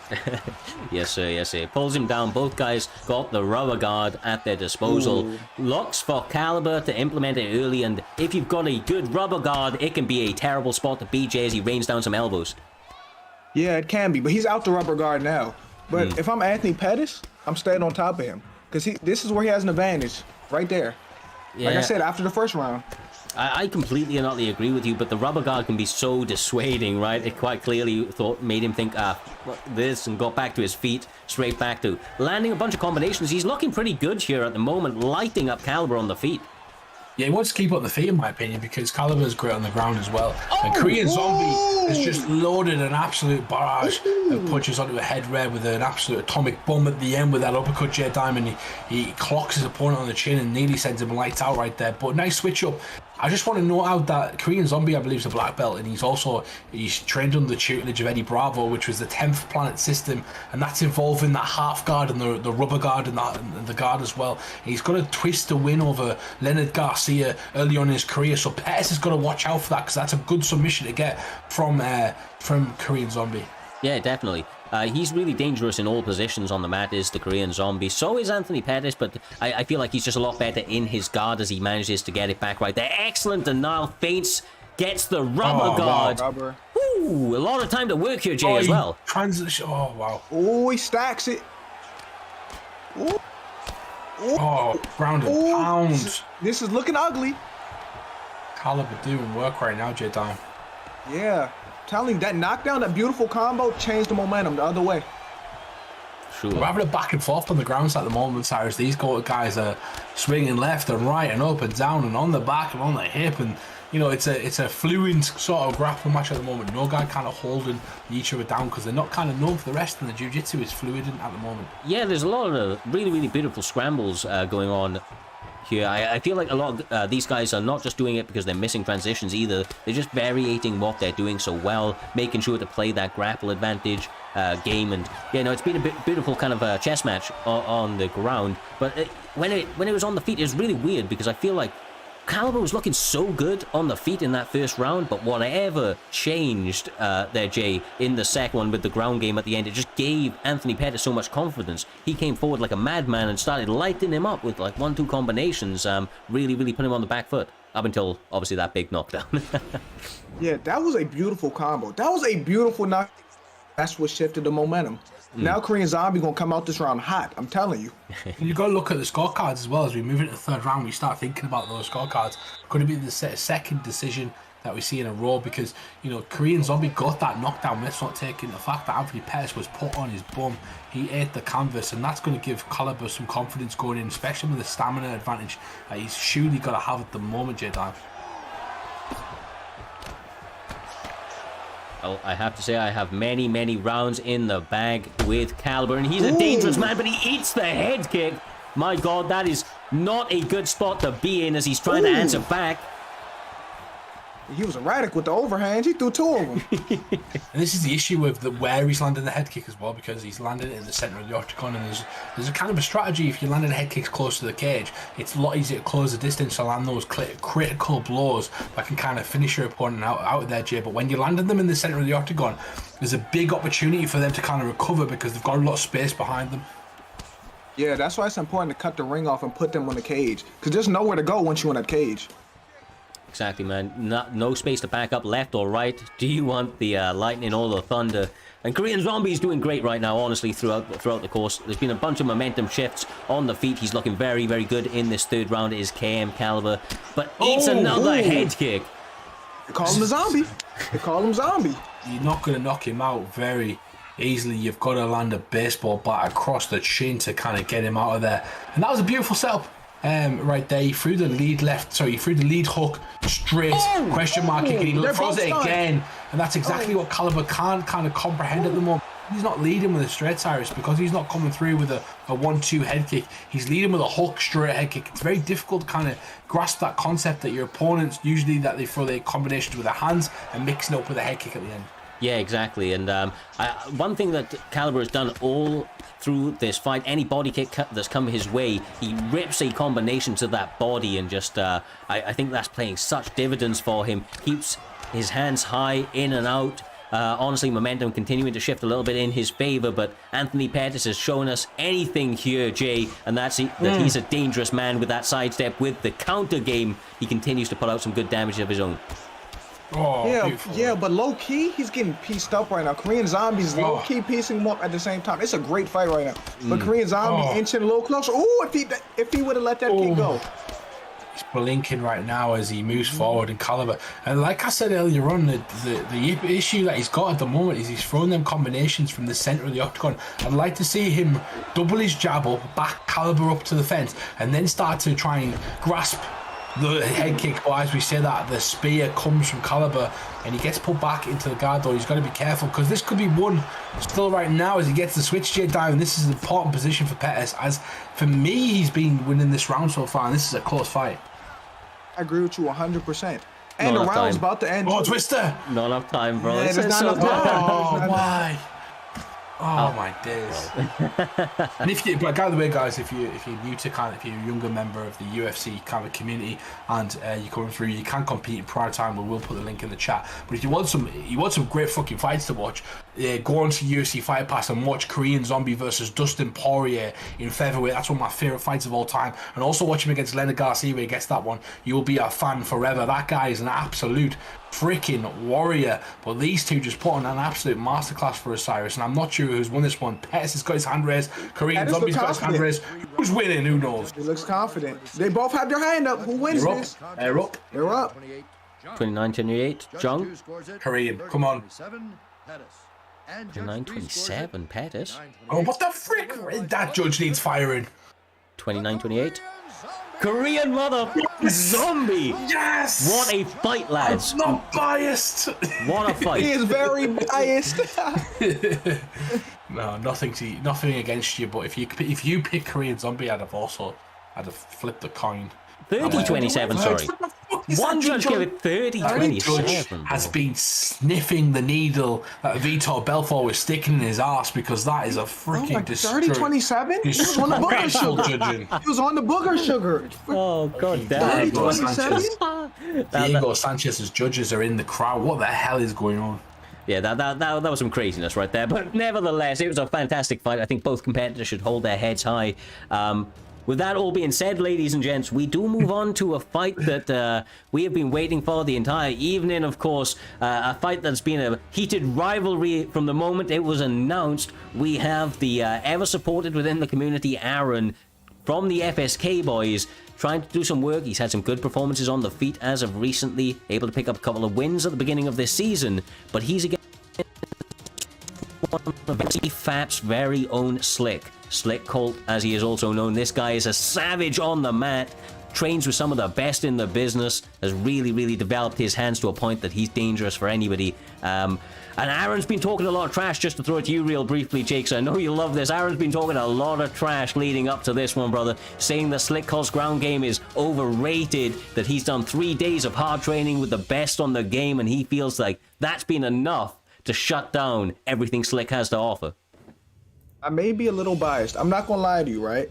Aaron's my favorite fighter on here. I can't lie, because last week, listen to me, he performed with his mom, his dad, his whole family in the crowd, and he put on an absolute show. Well, do I have a pleasure of telling you this, Jay Dan? But Aaron actually contacted me today, and he said that they will be doing a little theatre party in the street tonight for Aaron. He's getting the neighbours out. His grand's coming round. They're coming round on the little mobile scooter, and they're going to be watching him in the street with the speakers out. Aaron has got this in front of everybody in his hometown, and everybody's excited. The dog is on his mum's lap. This is going to be a showcase for his absolute town, his street. He could be meeting the mayor next year, Dan. Yeah, I'm not gonna lie to you. Aaron got the most support I've seen out of anybody. He's like a rock star in here. He's like a rock star in primetime right now. The kid, 100%. honestly, he genuinely believes that he's made all of the adjustments, guys, and with all that sort of pressure and support, maybe he has been able to rise to the occasion. We're about to find out right here, right now. The time for talking has passed. The time for action is now. Welterweight is where we find ourselves. Obviously, there are no restrictions in what fighters can be picked on the main card. We are seeing Colby Covington up against Kamaru Usman.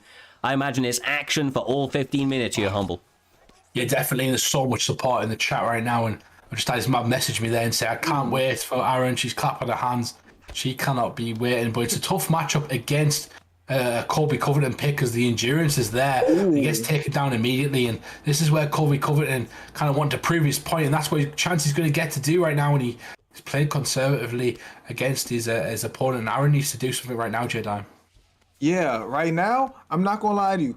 I think Slick was waiting to do it. He did. He got up. He got up. And then he taunts him. He taunts him. He taunts him. I don't think that's the right thing to do. That's a big punch right there in the gut, Cyrus. That's got to rally your opponent. Do you know what that was? He felt so read all of the undeniable feints from BFAP's very own Slick Colt, and now he is turning it on the feet. Slick Colt grabs him, knees to the face, trading in the center. It's only a minute 30 into this round.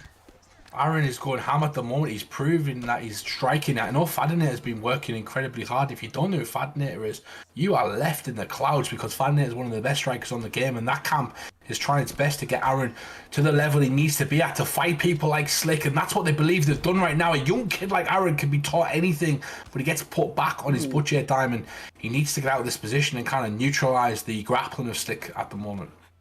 Yeah, he does. I always wondered what a third fight with Kamaru Usman and Colby Covington would look like. I think it would look like this.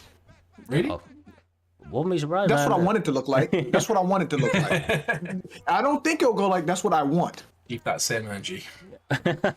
Well, that right same now, energy. Slick is riding out these positions very, very well. It looks like Aaron has made some major advancements to his ground game. Really, really doing a good job of getting off some denials here, but so far, Slick seems to be holding these positions relatively easily there, Humble, although, like I say, the defense from Aaron is holding pretty strong so far. Yeah, but he needs to be. He goes for the Dilly. Hold on. When did he learn He's that? going to get the reversal. If Aaron is smart right now, he's going to give up this position and end up side control and try to kind of land some offense on. Otherwise, he might get put back in half guard where it's going to be more difficult. But we'll see his experience and if he's actually kind of matured with that, and he does exactly that. And that's what tells me, Cyrus, we're talking about his maturity. 15 years of age. This kid has got a full family support in my 15 years. Imagine when he's 20-year-old and he's going to the ESFL in Las Vegas and he's fighting in Primetime where we're doing our bloody esports events as well, and he is performing in front of thousands, not just his street at the moment as he starts to unload, Cyrus. Yes, sir. And he's doing a great job so far in this fight. I think that still I would give this round to Slick Colt for the overall work that was able to be done, but he has shown really, really good glimmers in this matchup, and look like he has answers. He may have some answers in this fight. Good fight. This is a great fight. I'm not gonna lie to you. Let's see how the second round is, because that was a beautiful first round. People in the chat saying Aaron 1-0. Very interesting. Who thinks that they've won this one? The damage certainly. You got a five-star jab. I believe you got a 5-star straight as well. Sorry, so I might be slightly wrong, but he needs to stop this. He needs to stop this. He needs to stop the ground and pound transitions, the trips, the sort of clinch work from Colby Covington. He needs to punish him for his troubles, and he's not quite doing that at the moment, Cyrus. No, not so far. He has been doing well on the mat, but the takedown defense not 100%. Answering back with some good combinations here. I know that Slick isn't going to take too kindly to that. He stays very composed, and that's one of the things about Slick. He's been on the scene for like 4 or 5 years now, and he's very, very comfortable competing under the lights. He's good at controlling those nerves, and I feel like that's going to be vital here. It seems like he's used to the pressure. He's fighting cool, calm, and collected right now. Aaron's starting to land right now, though, and I'm telling you, watch it, Dan. I am liking the composure for this young man. He is doing a fantastic job of just sticking to the game plan. This is not something I've seen from Aaron, apart from his last fight he had, which he won in front of his family. He looks like a new man. For me, this is what good players are made of. They stick to the certain fundamentals of the game, and training with the likes of Fadinator and all the guys at that camp, that's going to definitely help you out. And he looks like he's taken to that. Look at the head movement so far. Bro, 15 years old. This is brilliant. On the point of head movement, right, but I have to say, those little ducking pivots that I've seen out of Slick a few times now, they are money, brother. If he can continue to land that, it's going to be a tough night. But Aaron getting a bit saucy out here, man. He's trying to go big or go home, right? Definitely is, and I'd like to see Slick Colt take Aaron out of his game. It's something that you can do against less mature players, is you can kind of make them fight a fight that you want to fight rather than the fight that they're fighting. For me, Slick needs to make Aaron fight. He needs to make him kind of miss and whiff those shots. He needs to make him fight out of his comfort zone. And at the moment, Aaron is mixing up really well, and he's just keeping the pressure on Slick. And he's been talking that shit time, but he gets speared right there. This is WWE that we're turning into right now. Yeah, I'm not gonna lie to you. This is looking like it's a bad place for him to be at right now. And Slick is slowly wasting Aaron's stamina too. If y'all look at the stamina, Slick's been patient. Aaron been kind of erratic. Aaron been pushing the pace. Ooh. So I'll see if this go to third round how the stamina looks. Gets another denial off. I mean, look, he's made some advancements in nice his work. game. For sure, man. He has those size, but now I'm starting to look at that stamina, and that's going to be the hardest task in the third round. If I'm Aaron, I'm kind of going into these third round thinking I might have won two rounds. I don't quite know, but he catches him. Oh, he's going to hurt him again. And great work from Slick to keep on his feet. But the stamina battle is going to be the issue now, J-Dime. Do you risk it for a biscuit, or do you hold on to your morals and try to hold out there for the win? This is what I do. If I'm him, I stick to the game plan until the final minute. In the final minute, no risk it, no biscuit. You got to put it all on the line. Yes, sir. Yes, sir. I love it. Lansby, overhand. Aaron, his family are jumping up. His mum is jumping up and down. They are on the street grabbing the cones out that they've got out, and Aaron is about to try and finish Slick, but Slick lands back. He's trying to end the dreams of this young man in his hometown. Gosh, he's trying to ruin the mayor has taken the key away. This could be it, J-Dime. I don't know. I don't know. Will Aaron get out of this? I don't know. Oh my God. That was an absolutely crazy 60 seconds to open up this third and final round here on this main card. These two competitors really leaving it all out there. It is a tough position for Aaron to be in, but he is holding calm and composed, humble, able to continue to get those denials off. What has happened to this young man? Like someone said in the chat a second ago, all of a sudden Aaron looks elite, and that's exactly what he does. But you've got to think as well from Slick's perspective, if them first two rounds were in the favour of Aaron, something's happened right there. If those first two rounds were in favour of Aaron, it just separation from the judges. I see. So if those first two rounds are in favour of Aaron, does he have to go for a finish at the moment, or is he going to rest on his laurels? And Aaron, he hurt his opponent and then went in for the kill and got hurt J-Dime. So again, you can't not stick to the game plan if you're Aaron. Yeah, I agree, but I don't think this fight going to decision.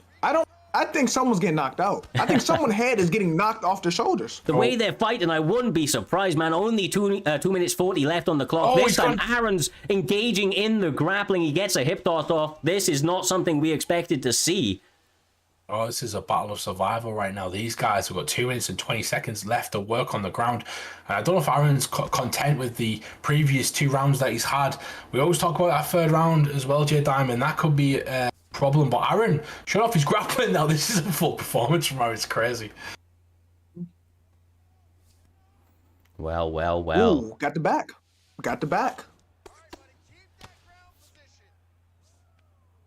You know the rear naked is banned as well, J-Dime, so he can't go for that, so he has to go for top mount right now, and now they're working on the ground. Yeah, and honestly, someone said Aaron suddenly looks elite. It's the work he's put in. Aaron has put in a lot of work to get to this point. Like, quite honestly, he was in a party sparring with some guys quite recently.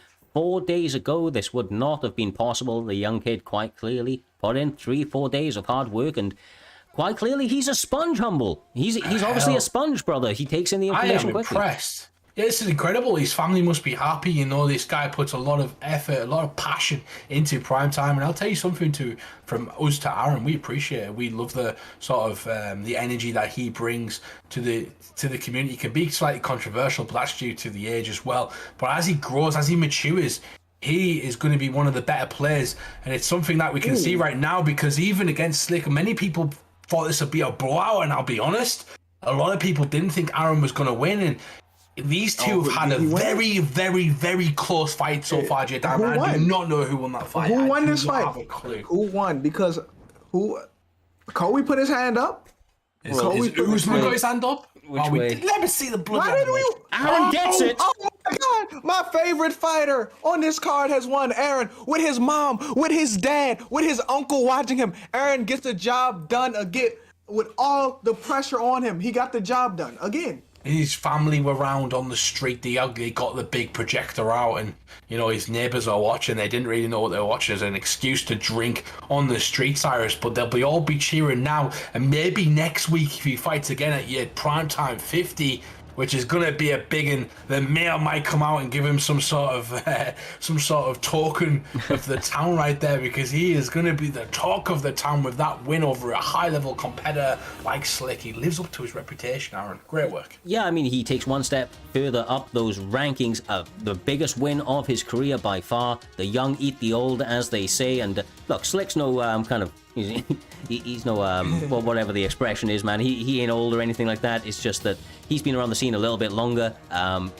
Obviously with the heavy favorite coming into this one, understandably, but Aaron quite clearly made the adjustments necessary. I'm interested to see what he's able to do from here going onwards. If he's able to continue in that momentum, honestly, he may be a threat for anybody as he moves up those rankings. But with all of this being said, ladies and gentlemen, we move on to the next one. It is Ned up against Sick War. That is Big Balls Ned, of course, the man that we know well within this community, who absolutely bangs, bro.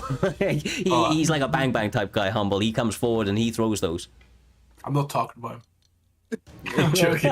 Big Boys Ned obviously knocked me out last night. Oh, apologies. on Prime Time. Bye-bye. So he can go and fuck himself. But no, I'm joking.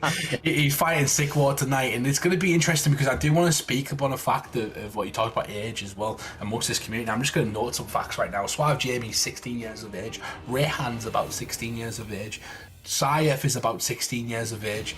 Suave Jamie's about 15 years of age. You got named them twice. All these guys are around 15 years, and that's where their peak is. The ESFL champions, even the Primetime, the Cage Rage, all these guys, the people at the top are usually around 15 to 16 years of age, and this is where the next fight comes in, because Sick War is like myself. He's a veteran of the game, the Sicilian warrior. He's a bit of one of the older generation, and the reflexes, Ghost Virus, as you know, I'm starting to get beat a lot more than I used to by these younger guys. And J Dime, shut up before I knock you out, because you know Ned beat me last night, but the pure boxing, the pressure, you've got to be on your toes against Big Balls Ned, and that's something Sick War wasn't in his last fight against Ginger. He needs a win right now, J Dime. Yeah, he does. Like, honestly, to get back in a groove, you need that one win just to get back, just to get your momentum back, get your groove back, and this may be the one for him. 100%. And you know, Ned's a young lad as well. As we talked about, the younger generation, the reactions are quicker with your video games. Your eyesight's a bit more adapt, Cyrus. So Sick War's trying to hold on to his veteran savvy at the moment, performing these higher leagues, and he's trying to do it while playing the game less and less. But a high level Twitch streamer and a massive community following. Sick War needs to get back on track to try and challenge for that Primetime belt in the future, hopefully for himself. Yeah, look, don't sleep.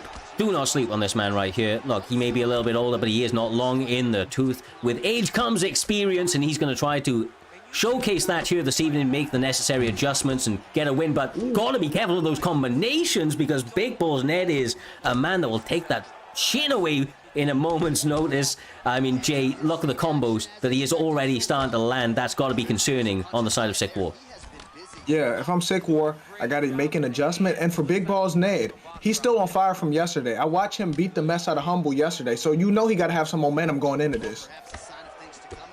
Yeah, he definitely has. As he lands a beautiful kick right there, he's got a tough competitor in front of him right now. And there's something that I'd like to talk about Sick War. I always talk about it every time he fights. Is the first round's kind of a dud.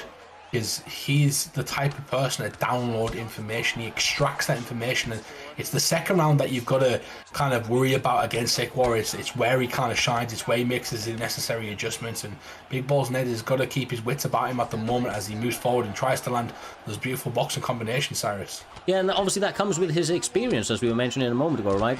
He's going to try and see what his opponent has to give him, obviously land some good shit, but oh my god, the defense, brother, does not hold true right there, and Aldo is finishing it almost right here. I mean, that was close, Jay. That was close. Oh my gosh, that spinning heel kick out of nowhere just put him down. Now Ned got even more momentum than he did yesterday. Now Ned, if I'm Ned, I got a pep in my step now. Now I'm feeling good. I can do whatever I want right now.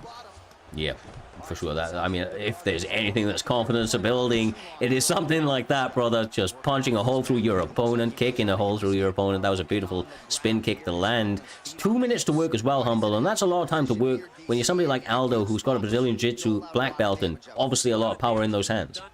Yeah, definitely, and just to clarify as well, Big reverse. Big Balls Ned is currently 13th in the PlayStation division after his win over me, because I was ranked second yesterday and he's took so many points off. He's jumped up the rankings, but now he's fighting Sickwar, who's also in the top 20.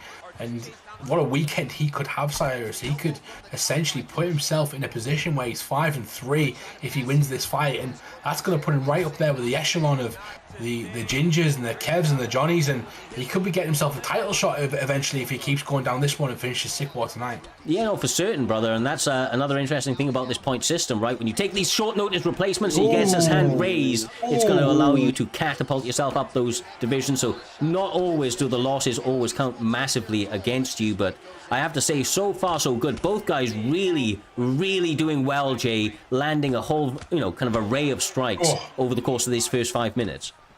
Yeah, this is a great fight. And TJ Dillashaw had success when Jose Aldo tried to throw that kick and he sidestepped it. If he sidestepped that again, he can rain in some body shots if he does that one more time. Yeah, definitely. And something I always notice when I fight Sickwar is that when he starts to land in the body is usually when the fight starts to change. So if he starts landing to the body right now, you've got to start paying attention, especially if you're Ned. Maybe you got to mix it up. Maybe you got to take him down and do some other stuff, because that's where Sickwar gets good, is when he starts to mix it up. And look at that, the adjustments come immediately in the second round and started, so just as I said. Yeah, I mean, look, that beautiful bit of background information for sure. The man is turning it up in the second, and he is having a lot of success. My God, is he turning up the pace, Jay, not allowing Big Balls Ned an opportunity to even get going in the second round. Yeah, he's on fire, and this what separates good from great. Adjustments, being able to adapt. So he adjusted after the first round, and now he has all the momentum. And if I'm not mistaken, he done dropped him twice. He definitely has. And you look at this now from Aldo and Big Balls Ned. He's now wondering about when he can enter the pocket, and Sickwar says never as he starts to go back to the body kicks. The Sicilian Warrior is trying to finish his opponent, trying to put a statement on the division to say he is ready. He is going in the top 10, and he wants the bigger fights already. Man, I think this guy's training in real life. He throws some good combinations. He quite clearly knows what he's doing in this cage, picking his shots beautifully at the moment, Jay. Although he does have to be a little bit careful not to get countered, because Big Balls Ned is dangerous at all times, bro. At all times. Cannot sleep on that guy. Yeah, and Jose still has... he gets stunned again. Like I said, them adjustments... Oh, my goodness. I'm not going to lie. We may be getting close to the end. We may be getting close to the end. Oh, Ned is now struggling. He's really struggling to find his bearings at the moment, J-Time, in this round. He's not got going, and Sickwar's done a fantastic job going to the body. Oh, mate, this is silky smooth. This is beautiful to watch. Oh my goodness. And he will not finish his opponent as well. He will finish his opponent on the feet. He does not jump on his opponents unless it's absolutely necessary, J-Time. Yeah, he's just going to let him get up, put him back down, let him get up, put him right back down. Ooh, a takedown. He may have needed that to get his bearings back. Just to get his bearings back, he may have needed that. No stamina though, hardly, Cyrus, for Aldo to kind of get going and work. But Ned's using his veteran savvy and kind of slowing the pace down a bit. He needs to kind of readjust. He needs to make some adjustments himself, just like Sickwar did. And I've almost forgot about that first round because of this round, Cyrus. Yeah, no, exactly right. And he's in a pretty dire position at this stage. There's only a minute left to go. That top control could have been good if he could have, wasted some time, to be honest with you, on the mat and try to get to the second round for some recovery of his own. But Sickwar is just looking like he is a different beast in the second round. The first round is gone and past, and this right now is absolutely fantastic from Sickwar. I'm not gonna lie to you. Big Balls Ned has not blocked the body. He keeps getting hit to the body. He done been hit in the body a million times in the past minute.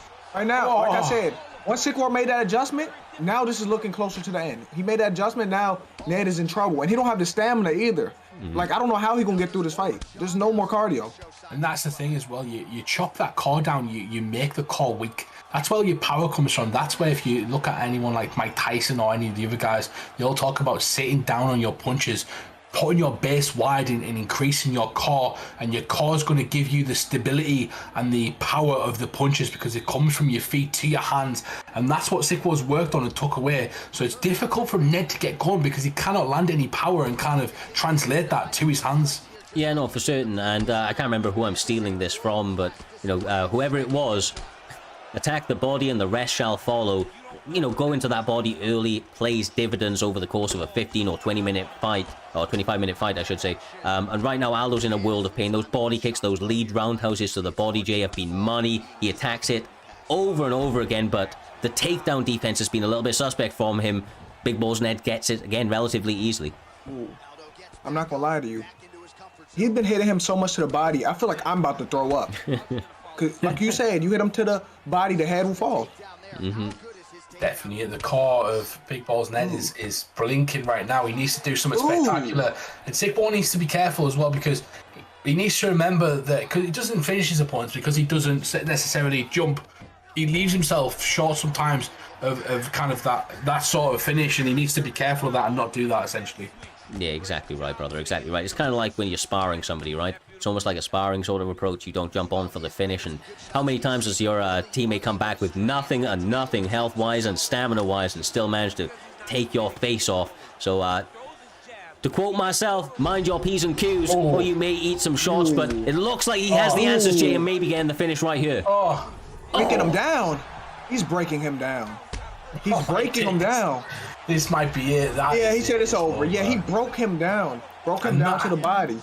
Like, let me just say something, right? That's why, and that's the power of Sick War. This is what I've seen of him through the last year and a half, 2 years. I've known this guy. He is one of them people that can produce this sort of performance consistently at a high level throughout any competition that I've seen him partake in, and that's none of the difference. He's lost last week to Ginger. He said he was underestimating his opponent. He needs to stop doing that. So this week, I think that second round, Cyrus, just as I said at the start, you need to watch out from the second round, and that's exactly what he did. He came back, and that's someone I've got my eye on. I'm not gonna lie, I'd love to fight Sick War in the future. Yeah, exactly. I mean, honestly, he seems like a fantastic all-round talent. His ability to, kind of work his strikes, make adjustments, make reads, once again speaks to his veteran savvy. He's been around the scene for a while now, and that sort of experience, actually really helps catapult yourself to the next level, Jay, when you start to be able to make the next level reads where you can just change it up on your opponent without them even, kind of recognizing it at that point. I agree with you 100%. And Humble, what's up with you wanting to fight everyone that's going to whoop you? Like, you want to fight everybody. You didn't call it out. I'll just say it right now. Call it out. Who else did you call out? You call out Sick War. I didn't call it out. I love Sick War like a brother. This guy, me and Sick War have some of the most fantastic fights off stream that I can ever imagine. And I am not here to put myself out on my ego. I'm here to produce the best entertainment possible for the primetime audience, and that's exactly what I do by fighting Sick War. So hopefully me and Sick War get matched up maybe next week together. I will have a fantastic fight with him, and it'll be an absolute war, and I hope everyone can see it. So it's not about calling him out J time. I just want the best fights possible for primetime. Well, briefly said, I would definitely like to see that one if it is in the cards, brother. But we are upwards and onwards within this card. It has been an absolutely sensational night of fight so far. We're about to have another one. It is Matty D from TMF and obviously Jakey B from BFAP. These guys are both very highly talented opponents out here, Jay. Incredible striking, I would say, advantage to Matty D. Grappling advantage on the side of Jakey B. But both, quite honestly, about as top level as they get. Yeah, and we get a third match between Cody Garbrandt and TJ Dillashaw. Like, that's what I'm looking forward to right there, because the ill will they have towards each other, and let's see if he can control his emotions. Let's see if Cody can do it. Yeah. It's going to be difficult. We've seen a great performance earlier on out of, I believe it was mix-ups. I was using someone like him. So, you've got that in the bag, but you've got to kind of be the hammer and not the nail, as we talked about earlier on, and that's exactly what you've got to do if you're Dillashaw. You've got to put him under the pressure, and sometimes just throw the strikes, as a great Dwayne Ludwig would say. You've got to just throw and not think about the setup sometimes, Cyrus. Yeah, you miss 100% of the shots you don't take, and right now Jakey B is taking this fight, complete control of this fight, I should say, by taking the option of a takedown early. It is the area of the fight that he does have the clear advantage. I know Matty D would be extremely unhappy with the fact he was taken down early. He's a man that definitely likes to do the work on the feet, but Look at this denials from Jakey out here, Humble. He's really, really talented in this area, and is very good at holding these positions and getting damage off for some time. Yeah, and you've got to ask the question as well, Cyrus. Mighty D, I believe, did commentary yesterday. So you're doubling your workload. You're starting to do other stuff, and is that going to pay? Oh my God! Guys, it's over. The match just started. It's already over. So that was nasty, bro. That was nastiness. That was beyond savagery. That was just damn mean. My God, Jakey B had a point to prove here this evening, Jay, and bro, like he proved it. He's got it still. That groundwork was next level. He ground and pounded him to death. Like, the match was not. We didn't make it out the first round. He ground and pounded him to death. Like, that just hurt me. Mm-hmm. Yeah, call him Jakey the Butcher, because that was a slab of meat that he was pounding right there. That wasn't a fight. That was a beat down on the ground and pounding. I was about to say as well, Mike D, doing the commentary role, is that going to pay an extra effect? And it takes it out of you. Like, you can't train, you can't do the other stuff. And he did that yesterday, and he jumps into a fight tonight, and it gives himself an extra workload. And you've got to ask the question, Cyrus, because it is an important question.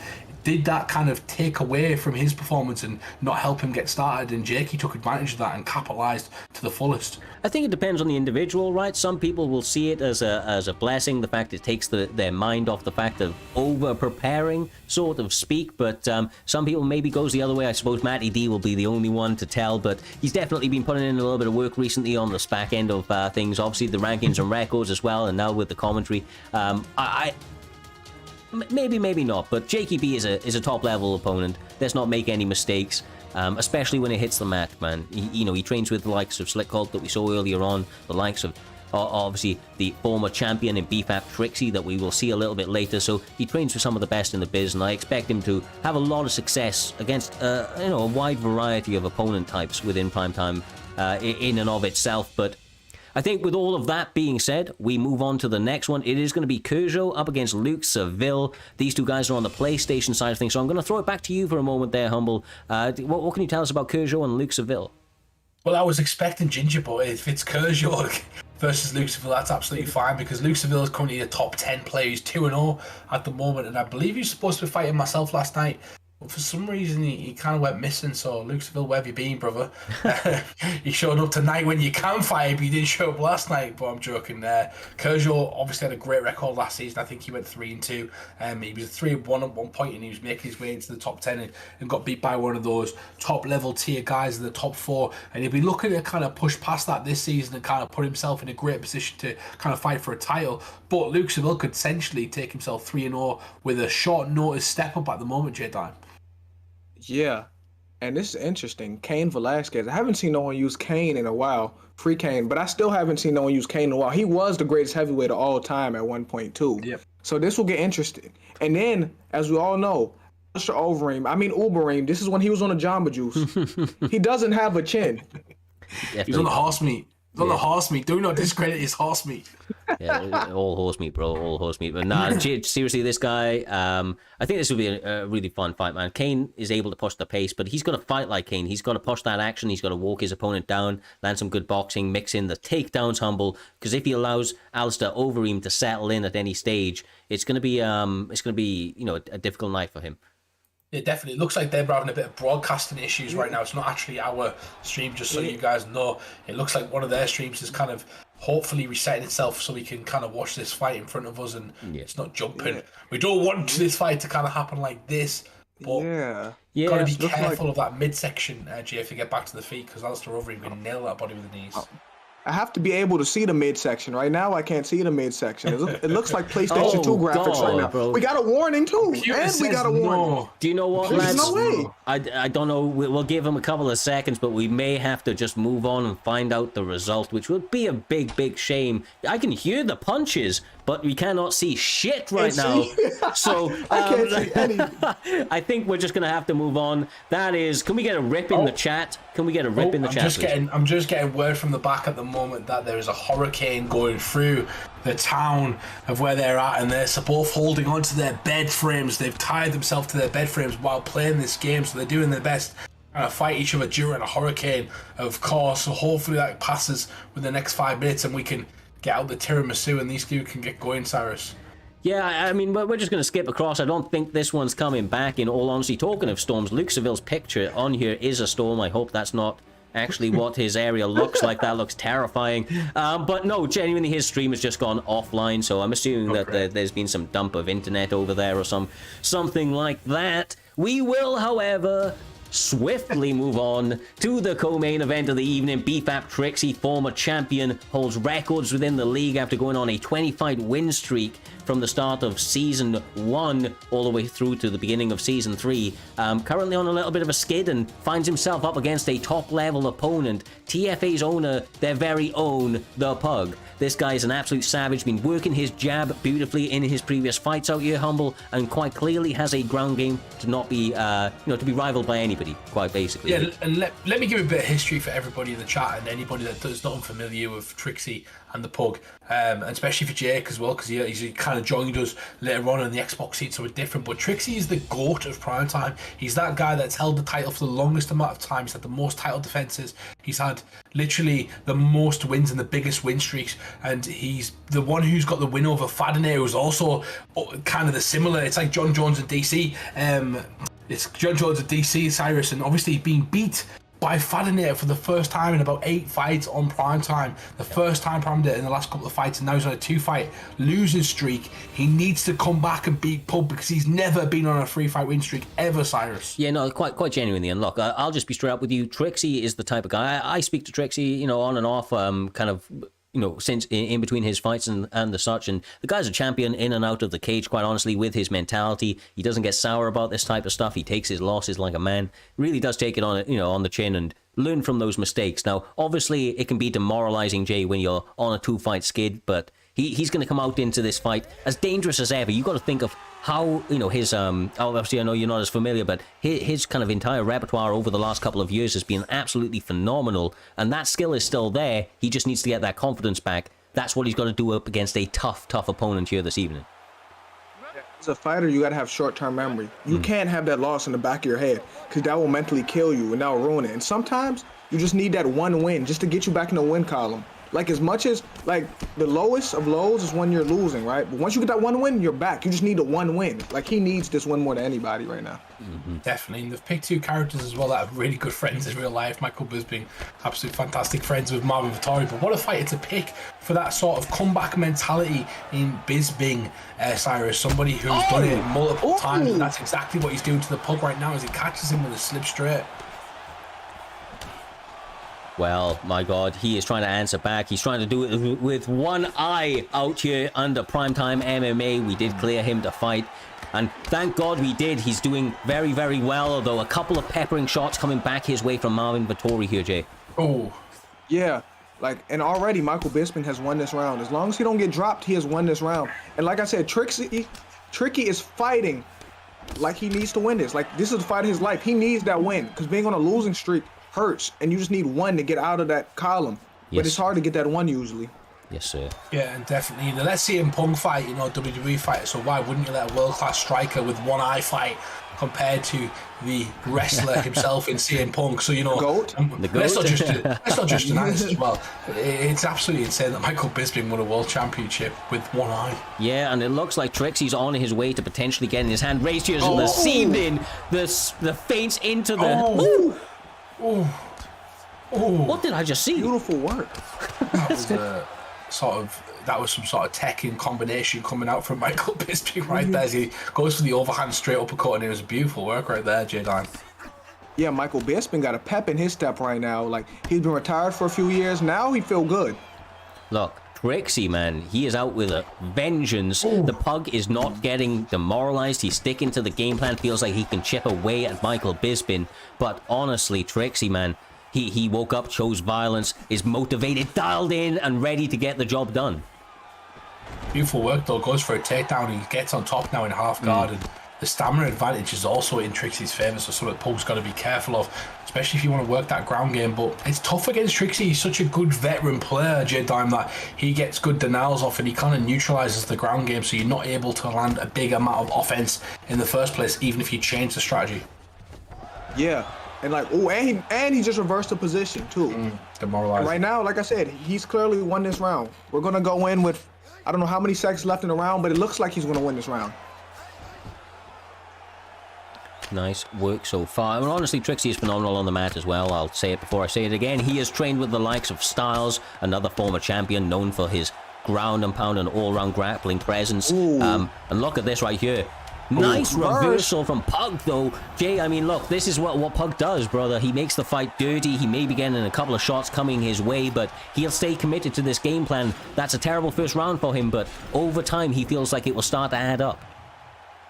Exactly. Like, we can say what you call won the first round, but as we know from the Sick War fight, people make adjustments. Yes, exactly, brother. It'd be very difficult, though, to make adjustments against Trixie as he's already ahead. And, you know, he's one of them fighters that he'll test your defense, and if you use any holes in your defense, he'll keep going back to that and use setups around it. But also, his defense is incredibly good. His defense is his offense, and you've got to get rid of that. Otherwise, it is going to be a tornado and a barrage of strikes coming at your chin trying to finish you, and that's exactly what we're seeing right now, Cyrus. Yeah, honestly, and come to think of it, Trixie's best round historically has been his second, so after a dominant first round, he is now turning it up to the next gear come this second round. He knows there's only 15 minutes. He can continue this pace the entire night. Marvin Vettori answering back a little bit, Jay, but that head health looking a little bit suspect at this stage. Yeah, it is. And he has a lot to come back from. And right now, what I'm seeing in the second round, looks like there's levels to this game. That's what it looks like. It looks like levels right now. This is what it looks like when I play shooter boxing. It's one of them things where your opponent starts to go into that Matrix state, and he looks like a character from the Matrix at the moment, fighting one of the agents. Cyrus, he's kind of picking him apart in slow motion, mixing it up, and the head movement, the movement, and the striking is absolutely brilliant. Brother. That... Oh, it's over. It's over. It's over. Beautiful. I don't say it often. I don't say it often. But that was some beautiful destruction right there. BFAP Trixie came out motivated, honestly, with a chip on his shoulder. And he's now gonna try and put together a run. And I think that's one hell of a way to start it off. A tough opponent, Humble. A tough opponent. The Pug is a savage in that cage. He's made mincemeat of, a lot of his opponents. But tonight, Trixie just able to get that hand raised in a big, big way, brother. Yeah, definitely. He needs to change his name to Bullseye, because every shot that he landed was on the bullseye. He could not miss tonight, J-Time. He was hitting his opponent with every single shot he threw, and if it didn't land, it landed on the block, and that was bringing the block down to kind of land the next strike. It was a calculated destruction by Trixie tonight. Yeah, it was a brilliant performance. It got him off that losing streak he'd been trying desperately to get off of. Like, that was almost a flawless victory. I don't remember him getting stunned. He got Marvin Vettori timing down real fast too, and from there he was doing whatever he wanted, picking him apart piece by piece. Well, ladies and gentlemen, after that incredible co-main event, it does take us beautifully on to our main event of the evening, which of course is going to be between the current reigning fan-friendly favorite, B3's very own Bang Bang, you dig? He is going to be taking on a campmate of fellow commentator Humble in KIA's Filthy Uncle Ben, a competitor that's on a rise right now. There, Humble. He's been putting in some great work for your camp and feels like he might have the answers for one of the more entertaining champions that there's ever been. Yeah, definitely. Look at beautiful artwork right there from Primetime, constantly producing some of these magnificent productions. So shout out to you, Cyrus, for getting that sorted. And this is going to be pretty much biased commentary section for me. I cannot help it. This man's one of my good friends, Filthy Uncle Ben. I've known him since the start of KNIA for about a year and a half. And to be honest, he's worked his way up. He's worked his way up the rankings of KIA, and he's probably one of our most prestigious camp members at the moment, especially in terms of rankings. He is helping out more so on the Primetime staff side as well. But he's got a title fight, and I've spoke to Taj, and he said to me, I take Primetime seriously, one of the best competitions in the world for esports, and you guys take it absolutely seriously, and that's why I want to fight in Primetime. He is proud to be here. He loves this organization. He couldn't think of anything better than to represent it for the camp of KIA and also for Primetime. There couldn't be a bigger opportunity from right now, because I said it earlier and I'll say it again, J-Dime. Bang Bang's picked Mike Perry against one of the best body ticklers on the game, in my opinion. And Filthy Uncle Ben's going to try and capitalize on that, and that could be Bang Bang's detriment. Yeah, honestly, like I said, to pick Mike Perry, do you know how confident you got to be? To pick him against the notorious Conor McGregor. That's confidence. That's big balls. Look, you want to see he only knows one way, and that is forwards. Bang Bang is going to pressure Filthy Uncle Ben to the moment that one of them goes down, Humble. We are about to find out which one that will be. Uncle Ben trying to use the teep, trying to keep off the pressure, but it is relentless, brother. It is, but he's got to watch that body, because the thing about Filthy Uncle is he understands about the forward pressure, and he understands Bang Bang's not a character that nobody kind of knows about. You know, beautiful duck right there. He knows kind of what's coming, he knows what's at, and we talked about it earlier on. Is there one good round from Filthy Uncle Ben? But I tell you something now, he can make this fight last 5 rounds, and Bang Bang's got to be careful of that as he goes forward, because he could be walking into something big, J-Dime. Yeah, and then if you're noticing, he's mixing up them teeps well. Them teep kicks take away permanent body stamina. It takes away permanent body damage from you. So I think he just need to weather the storm. I like what he's doing right here. Don't let him cut the ring off either. Keep touching him to the body. This is beautiful right now. Nice work, nice duck there, Cyrus. A lot of single shots, beautiful slip off the center line into an elbow, catching Bang Bang. That's definitely woken him up a little bit, got the aggression going, making him throw those hands. But Filthy punishing to the body. Those uppercuts are gonna play dividends over the course of this fight, Humble. You can already see the effect it's having on the stamina of Bang Bang. Yeah, and he's slowed down significantly with the amount of combinations, the amount of shots he's throwing. He's kind of hesitant when he's going to throw his combinations now, and that's setting up a bit of a space, a bit of a gap to land those teeps and land those shots to the body. But that's something Filthy's got to not kind of get caught in that sort of streamline. Bang Bang's got nothing left, and Filthy just misses the body right there. This is a fantastic fight so far, J-Dime. These guys are going ball to the wall, opposite ends, a yin and yang of strategy, but it's a great fight to watch. Filthy, beautiful. Beautiful. The patience of Ben. The patience of Ben right now. Keep touching him to the body. Come on, Ben. Gets in that counter's been there 3 times for him already. Ooh. Good teep. Another great teep kick. This is hard for me to watch right now, Cyrus. I'm not going to lie. It's very, very difficult to kind of call this fight when I know how much work Filthy's put into this fight. Great work right there for the movement. Yeah, I mean, look, honestly, this is the most dangerous round from Bang Bang, because he's got the most stamina. It allows him to really, really unload with his combinations should he want to. But the teeps are once again money from him. He's doing a good job of circling away from that cage. I think these are good signs from him, although that block and the head health definitely have eaten a little bit here, Jay. And you know how hard Mike Perry hits. He catches him. Yeah, but think about this. If we get out this first round, it should be advantage Ben, because look at the stamina differential right now. Yes, and the body shots. Exactly, brother, exactly. Basically, he's got 15 seconds out. Obviously, the first couple of minutes of that second round, but he gets a rock. That's massive.